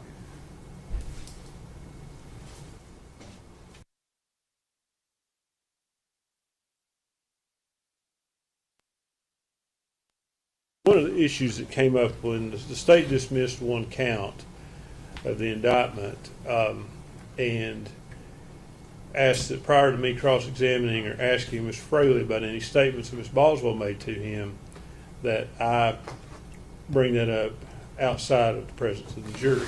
Since then, it's my position, unless I misheard something, I think Mr. Harper questioned him about statements that Ms. Boswell had made to him. And I think that opens the door for me to be able to cross-examine him about the statements that were made. As a doctrine of completeness, if you put in part of a statement, the whole statement. Judge, I didn't elicit any testimony about what she said. You asked if in a statement to him, she ultimately admitted that the child was dead. Okay. But, I mean, for him to listen, I mean, it's self-serving hearsay. I mean, it's, Well, I have to see the statement. well, there's no written statement. Once they, There's no written statement. it's recorded, it's 2 hours long, it's thereabouts. But once they ask, I think I'm entitled to ask about the entirety of the statement. I think that's the law. It's called, I mean, the court's well aware, it's the doctrine of completeness, the case law is replete with it. Judge, it's hearsay. I mean, just it's flat out hearsay. For him to try to put that in. It's,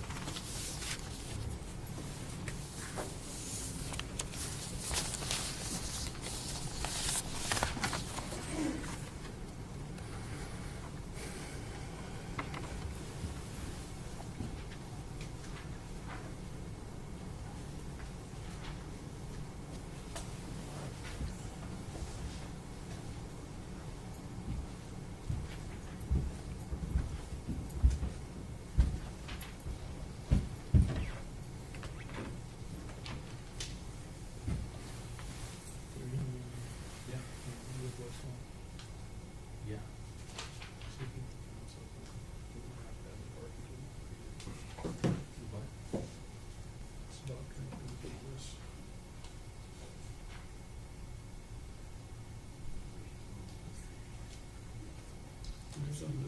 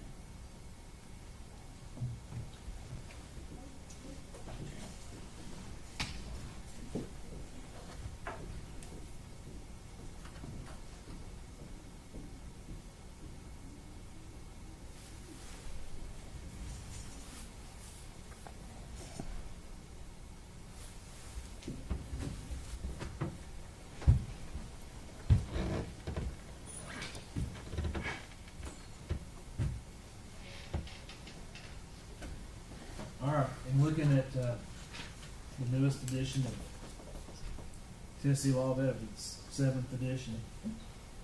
I'm on page 8-60.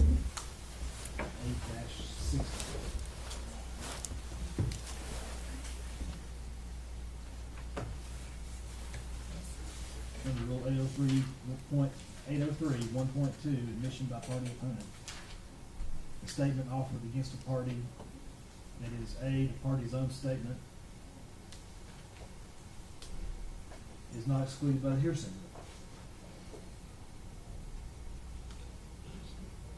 And in the entirety of 806, I'm sorry, of the discussion of Rule 803, 1.2,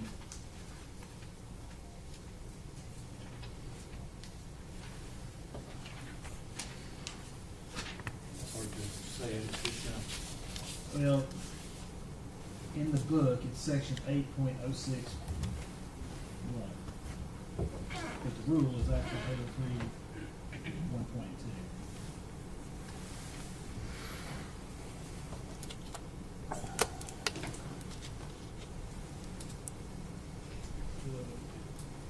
There is no discussion of the rule of completeness as applied to the exclusion of a party opponent admission.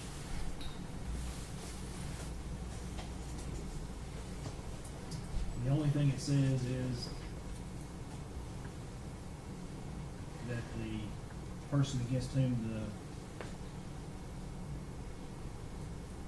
statement is used may testify. And of course, this is a criminal case, so she's not required to. Judge, could the court refer to Rule 106, the Rules of Evidence? I think that discusses the doctrine of completeness and order of the process of pleading a case. The case of State versus Torres from Hold on. Tennessee. This is why we have these issues pre-trial. That's why I set so many hearings before court. I understand. I didn't expect they would dismiss that count of the indictment today and do this.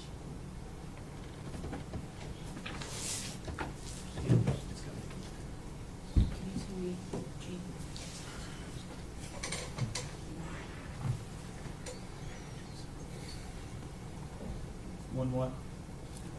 106, Your Honor.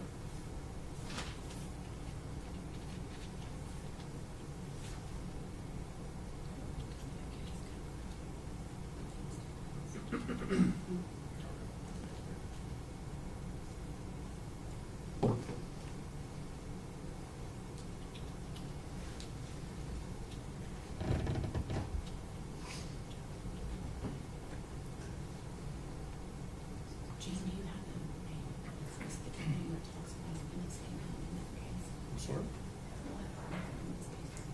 Doing the statement? Let me go down, I think.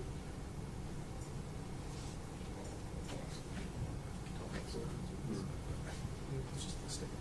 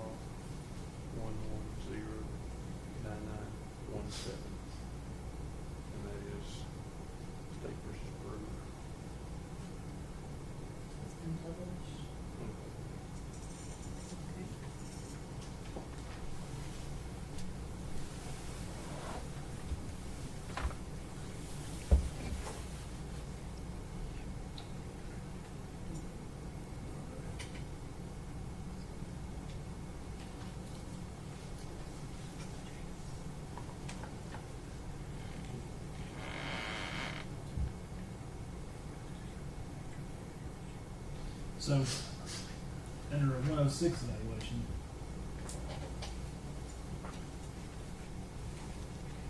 what, I guess my question is, I don't know what the rest of the statement says.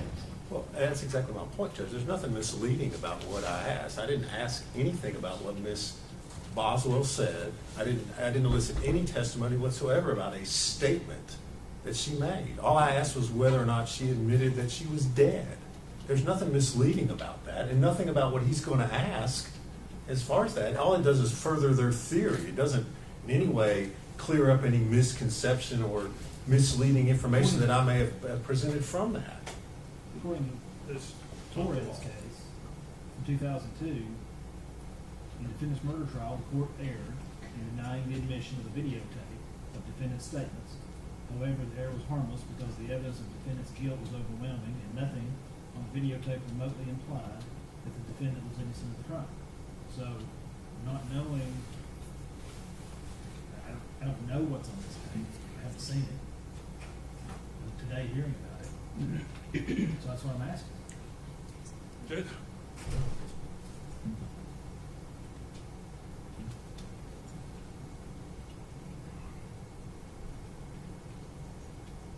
My understanding of that doctrine, it doesn't, I don't have to show that there's something misleading. That's absolutely, it does. I mean, it's right out of the. Can I finish? I'll listen to you. I mean, no disrespect to anyone here. I'm not trying to upset anyone. But in Torres, there was an issue about that. There are other cases besides Torres. That's the first one I pulled up. There's a State versus Brewer it's the same thing. It's an issue of fundamental fairness. They ask about the statement, then they say, I can't ask about the parts I want to ask about.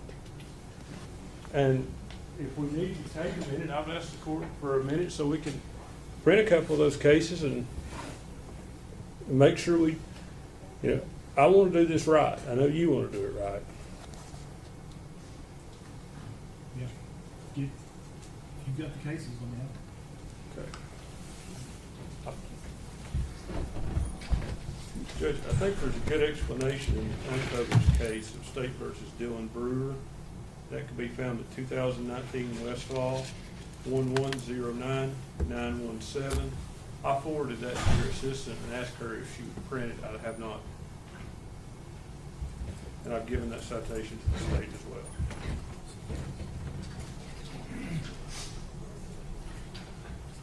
And Judge, I would go back to the part, the rule requires that a writing or recorded statement or part thereof be introduced by a party. I did not introduce any part of her statement. I asked Detective Fraley if she ultimately admitted that her child was dead. I didn't ask what she said. I didn't ask how she did, if she did it, if she admitted she did it, if she said she didn't do it. What you asked was if she made a statement to me in which she get. I mean, I have her go back if that's what you want me to do. I mean, I would further point the court that the footnotes to the rule of completeness 106 clearly talked. Mr. Scott said it didn't, but it clearly says, rule providing that when a writing or written recorded statement or part thereof is introduced by a party, an adverse party may require the introduction at that time of any other part or any other writing which ought in fairness to be considered contemporaneously with it, provides an adverse party a mechanism for putting portions of the writing into context if the portions would otherwise be misleading. There's nothing misleading about what I asked Agent Fraley. He's not trying to clarify anything.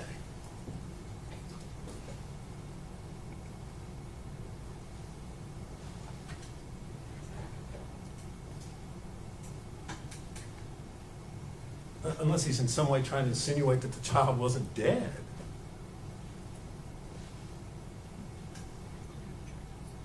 well, we're gonna take a minute. I'm gonna look at whatever cases. They didn't. Did you get that? Did you find Harper? Yes, Judge, they're having a hard time going through it. If we can have a minute, I'll Yeah. collect and send them back. I just may need the time to do it. Who are you talking about? Back to your staff. Okay. Honor. May I step out for a few minutes? Yeah, we'll take, we're still on the rail.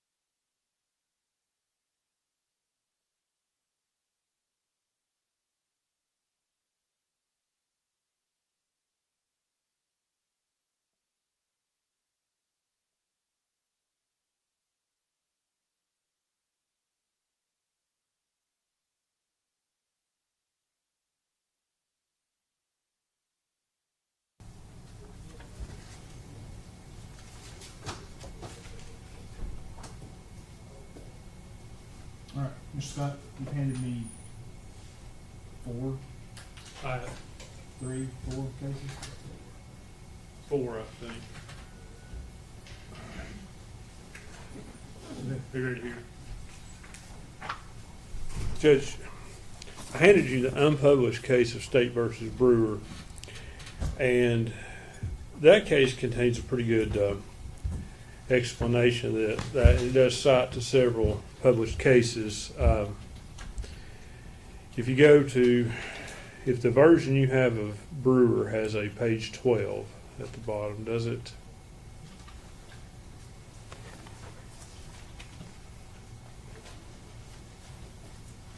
Yep. If you go down to the last paragraph of page 12, it talks about 106 as a rule of timing and admissibility, and talks about whether it's not immediately clear where it would admit the introduction of otherwise admissible hearsay. That paragraph goes on to state, though, however, it has long been the law in the state when a part of a confession or admission is entered into evidence, the defendant is entitled to have the jury consider the entire confession. That cites Curry versus State, 397 Southwest 2nd, 179 at 181. That's Tennessee Supreme Court, 1965.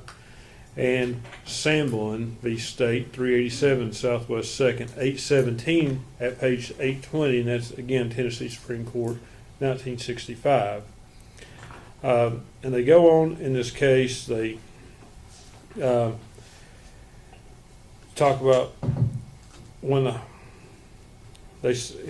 confession is admissible, the whole of what the accused said upon the subject at the time of making the confession is admissible and should be taken together. If the prosecution failed to prove the whole statement, the accused is entitled to put into evidence all that was said to him or by him at the time which bears upon the subject of controversy, including exculpatory or self-serving declarations connected herewith. It is for the jury to say what weight shall be given to several parts of that statement. For they may well believe the part that which charges the prisoner and reject that which tends to exculpate him. And that's a direct quote from State versus Robinson, 622 Southwest 2nd, 62 at page 71, Tennessee Supreme Court, 1980. And in this case, in Brewer, the Court of Criminal Appeals goes on. This case is kind of almost on all fours the way I see it. The Rule 106 here in Brewer, the state examined on direct examination a witness about a statement. It did not put in a play that it put the physical statement in, nor did the officer read the statement verbatim. But they said the rule of fairness should allow you to place the whole statement in. And I think, Mr. Fraley was asked in this case, he was asked about taking a statement. I think he was asked a couple of times about taking a statement. And he was asked about her admitting that the child was dead. Well, certainly in a missing persons case, when you admit to the police that it's been shown and alleged that you're lying to, and Mr. Fraley, although the court granted an objection, said earlier that she was telling lies. And then when she fesses up and says the baby is dead, certainly the court should take that as a confession. And I think he was asked about the baby being dead, and the response was that the baby was dead, among other things. So that leaves that out there for the jury to be wondering what the other things are. That's my recollection. That's Mr. Horn's notes. Now, that's essentially my argument. I'll rely on the other cases I gave you, but I think that Brewer case gives the best explanation. Although it's an unpublished case, the cases it cites to certainly are published. And if you have any questions, I'll be glad to answer those. If not, I'll yield to Mr. Harper.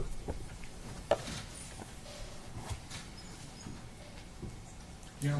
Judge, I would agree with Mr. Scott. I think the Brewer case is on point. I would disagree with him as to how he's reading it, however.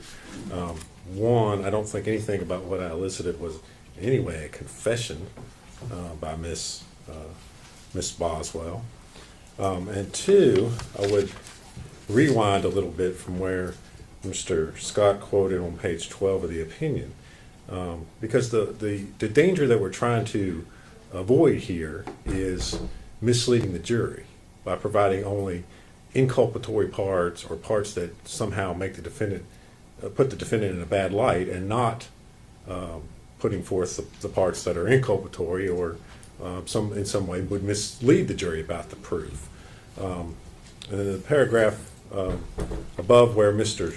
Scott quoted, the rule of completeness that was explained by the Supreme Court, it talks about that the rule must do one of the following, and then it lists 4 things. 1, explain already admitted proof. 2, place admitted proof in context. 3, avoid misleading the trier of fact.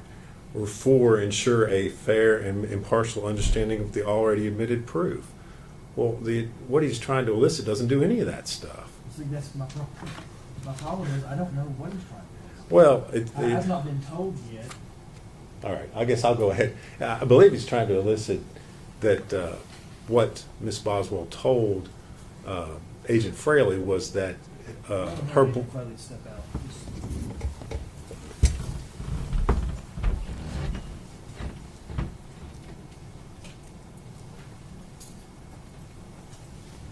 And Mr. Scott can correct me if I'm wrong, but I believe what he's trying to elicit is that Ms. Boswell told Agent Fraley that Hunter Wood, the defendant's boyfriend, rolled over and killed the child. And that was what she told Agent Fraley at that time. I don't know how that corrects in any way his statement that she admitted the child was dead. I mean, if anything, that's the fact she was there is more inculpatory to elicit that than it is correcting any sort of misleading impression that might be out there as a result of what Agent Fraley's already testified to.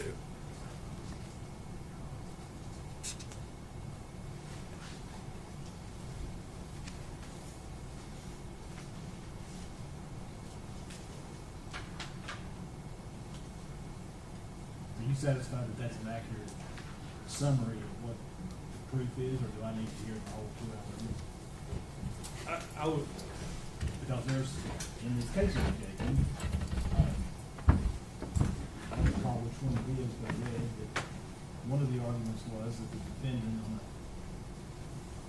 possibly the post-conviction case, there was argument that because the judge relied on the summary of the proof instead of reviewing the entirety of it, that the judge couldn't make that decision. I think, and Mr. Harper can correct me if I'm wrong, I think I'm generally satisfied with what he's saying, but she explained how the baby died, where the baby, or maybe not where the baby went, but I think that Hunter took it in that statement. Am I right about that? Yeah.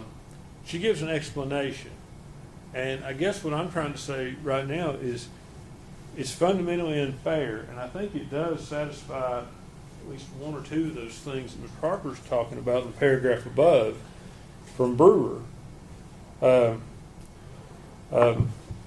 Explains the already admitted proof and puts it in context. Well, right now you have a case where the jury's heard this TBI agent say, yes, she's lied and she's basically led us on wild goose chases, but she finally admits the baby's dead without putting in the full explanation of what she told them. And I think for the jury to hear that, there's no mention of anyone else in what was put in. She tries to explain to him what happens, and I think it explains it, and it avoids misleading the trier of fact from the standpoint of the jury. You don't know what this proof is. Mr. Harper and me, Mr. Harper, Ms. Massengill, we know it, and I think you said that's where you're struggling. Well, you have Obviously, that's where I'm struggling, because the test that the Tennessee Supreme Court has given to the trial judge is that it is an issue of fundamental fairness, It isn't an issue of one snippet of one statement misleads the jury. That's not the test. That's not the question. The question is it fundamentally unfair if I, as the trial, don't allow you to put in the entirety of the statement based on the very narrow, and I understand General Harper was being very careful and cautious in what he was asking. So what I think where we're at is that I'm going to have to, is it transcribed? Is it an audio? Is it a video? Right. It's a video. It's 2 hours. Well, I guess we could fast forward to that. I think I've got a clip of just that portion. Well, here's the other thing. If you want to give me just a clip, obviously it speeds it up today, but then if the jury ultimately convicts, then on post-conviction or during the appeal, the argument's going to be, oh, well, the judge didn't review the entirety of the statement. And therefore, he couldn't have made an appropriate determination. So, here's where we're at. It's my opinion, and believe me, there's nobody in this courtroom who wants to keep this case moving. But it's my opinion that you're going to have to give me the audio or video or whatever it is, and I'm going to have to go back in chambers, and I'm going to have to review it. And then I can come out here and make a decision based on this law. I think that's where we're at. I don't want to send the jury away, but I'm not going to make them sit out here for 2 hours. I think maybe you're gonna have to. I mean, if I'd have known this was gonna come up, No, I know. if they'd have I know. known, we'd have brought this up, but I don't I'm not think. mad at anybody. But I do think the court needs to consider when you do this, is this a confession? Because those state Supreme Court cases that are cited in Brewer go back to 1965, and I don't think Well, that. I'm going to tell you what I'm going to do. And the last case that you gave me gives me this freedom. I'm not going to go back to 1965. I'm going to rely on the rules of evidence as they've been enacted in this state now for some time, and the cases that talk about the rules of evidence. 1965 predates our rules of evidence. I understand that. And even our Supreme Court in one of these cases says, look, the defendant in that case made arguments relying on the old cases. And the Supreme Court says, look, we're going to look at this under what the rules of evidence say, and that's where that's my story. Okay. I want you to understand my position is this. I think the defendant, under due process protections given to her by both the Tennessee Constitution, the federal Constitution, has a right to fundamental fairness. And I think those cases, that's what they're talking about, is fundamental fairness. So I think I just said that. I'm not sure that there's a difference between, if there's the rules of evidence provide for fundamental fairness. I understand what you're saying.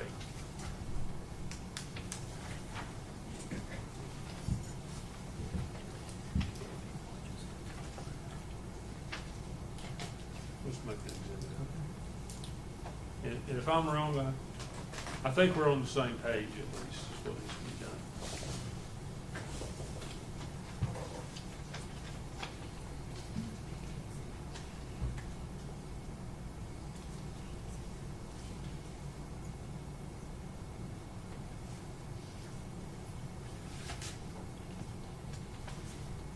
I'll find it. I'll comment about it when I get it. Yes, sir. But where we're at right now is I'm going to have to bring the jury in. I'm going to send them, since this is day one and they've not been to the hotel yet, I'm going to go ahead and just send them to the hotel. So I'm going to have to, is it listen to or watch? It's video. It's video. All right. And we may have the whole issue about whether I can see and hear what's being said. I've had another case where I had Sullivan County videos that I could not hear. Thank you. These are pretty clear, Judge. They're You should be able, there shouldn't be any problems. So I need to bring the jury in. Lieutenant, so you know, I'm gonna go ahead and send them to the hotel. Yes, sir.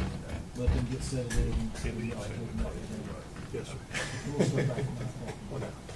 But I need to go ahead and- Your Honor, I think if you, did we not get the, in that other case, I those got- I statements still with the got it. Bluetooth, I still got this. did it work that way?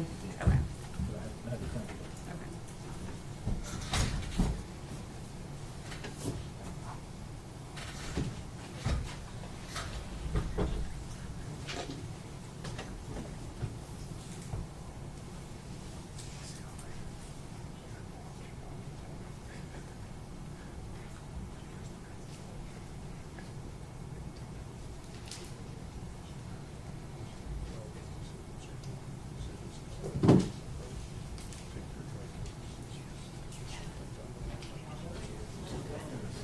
One stand, please.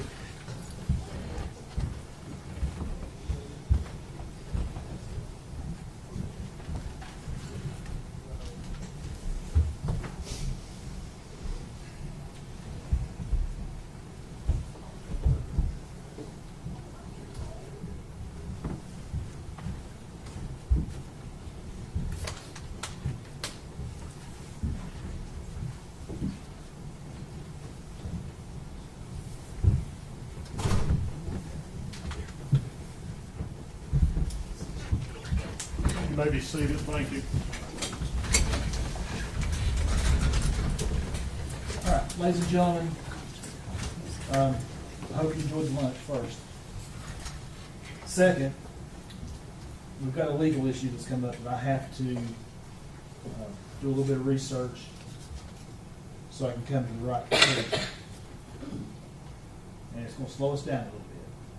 But since this is the first day of sequestration, I'm going to go ahead and have the officers take you to the hotel so you can get settled in. Your luggage should already be there. I think they've already told you all that. Then they'll take you out to dinner tonight to some undisclosed restaurant somewhere in the Tri-Cities. But before you go, I'm required by law to give you certain admonitions. One, you're not to communicate with other jurors or anyone else regarding any subject connected with this trial. You're not to form or express any opinion about the case until it is finally submitted to the jury. You're to report promptly to this court any incident involving an attempt by any person to improperly influence any member of the jury. You're also to report promptly to the court a juror's violation of any of these admonitions. You're not to read, watch, or listen to any news reports concerning this case. You're to decide this case solely on the evidence introduced in this trial. Okay? Now, we'll start back at 9 o'clock in the morning, and I will see you then. One stand, please.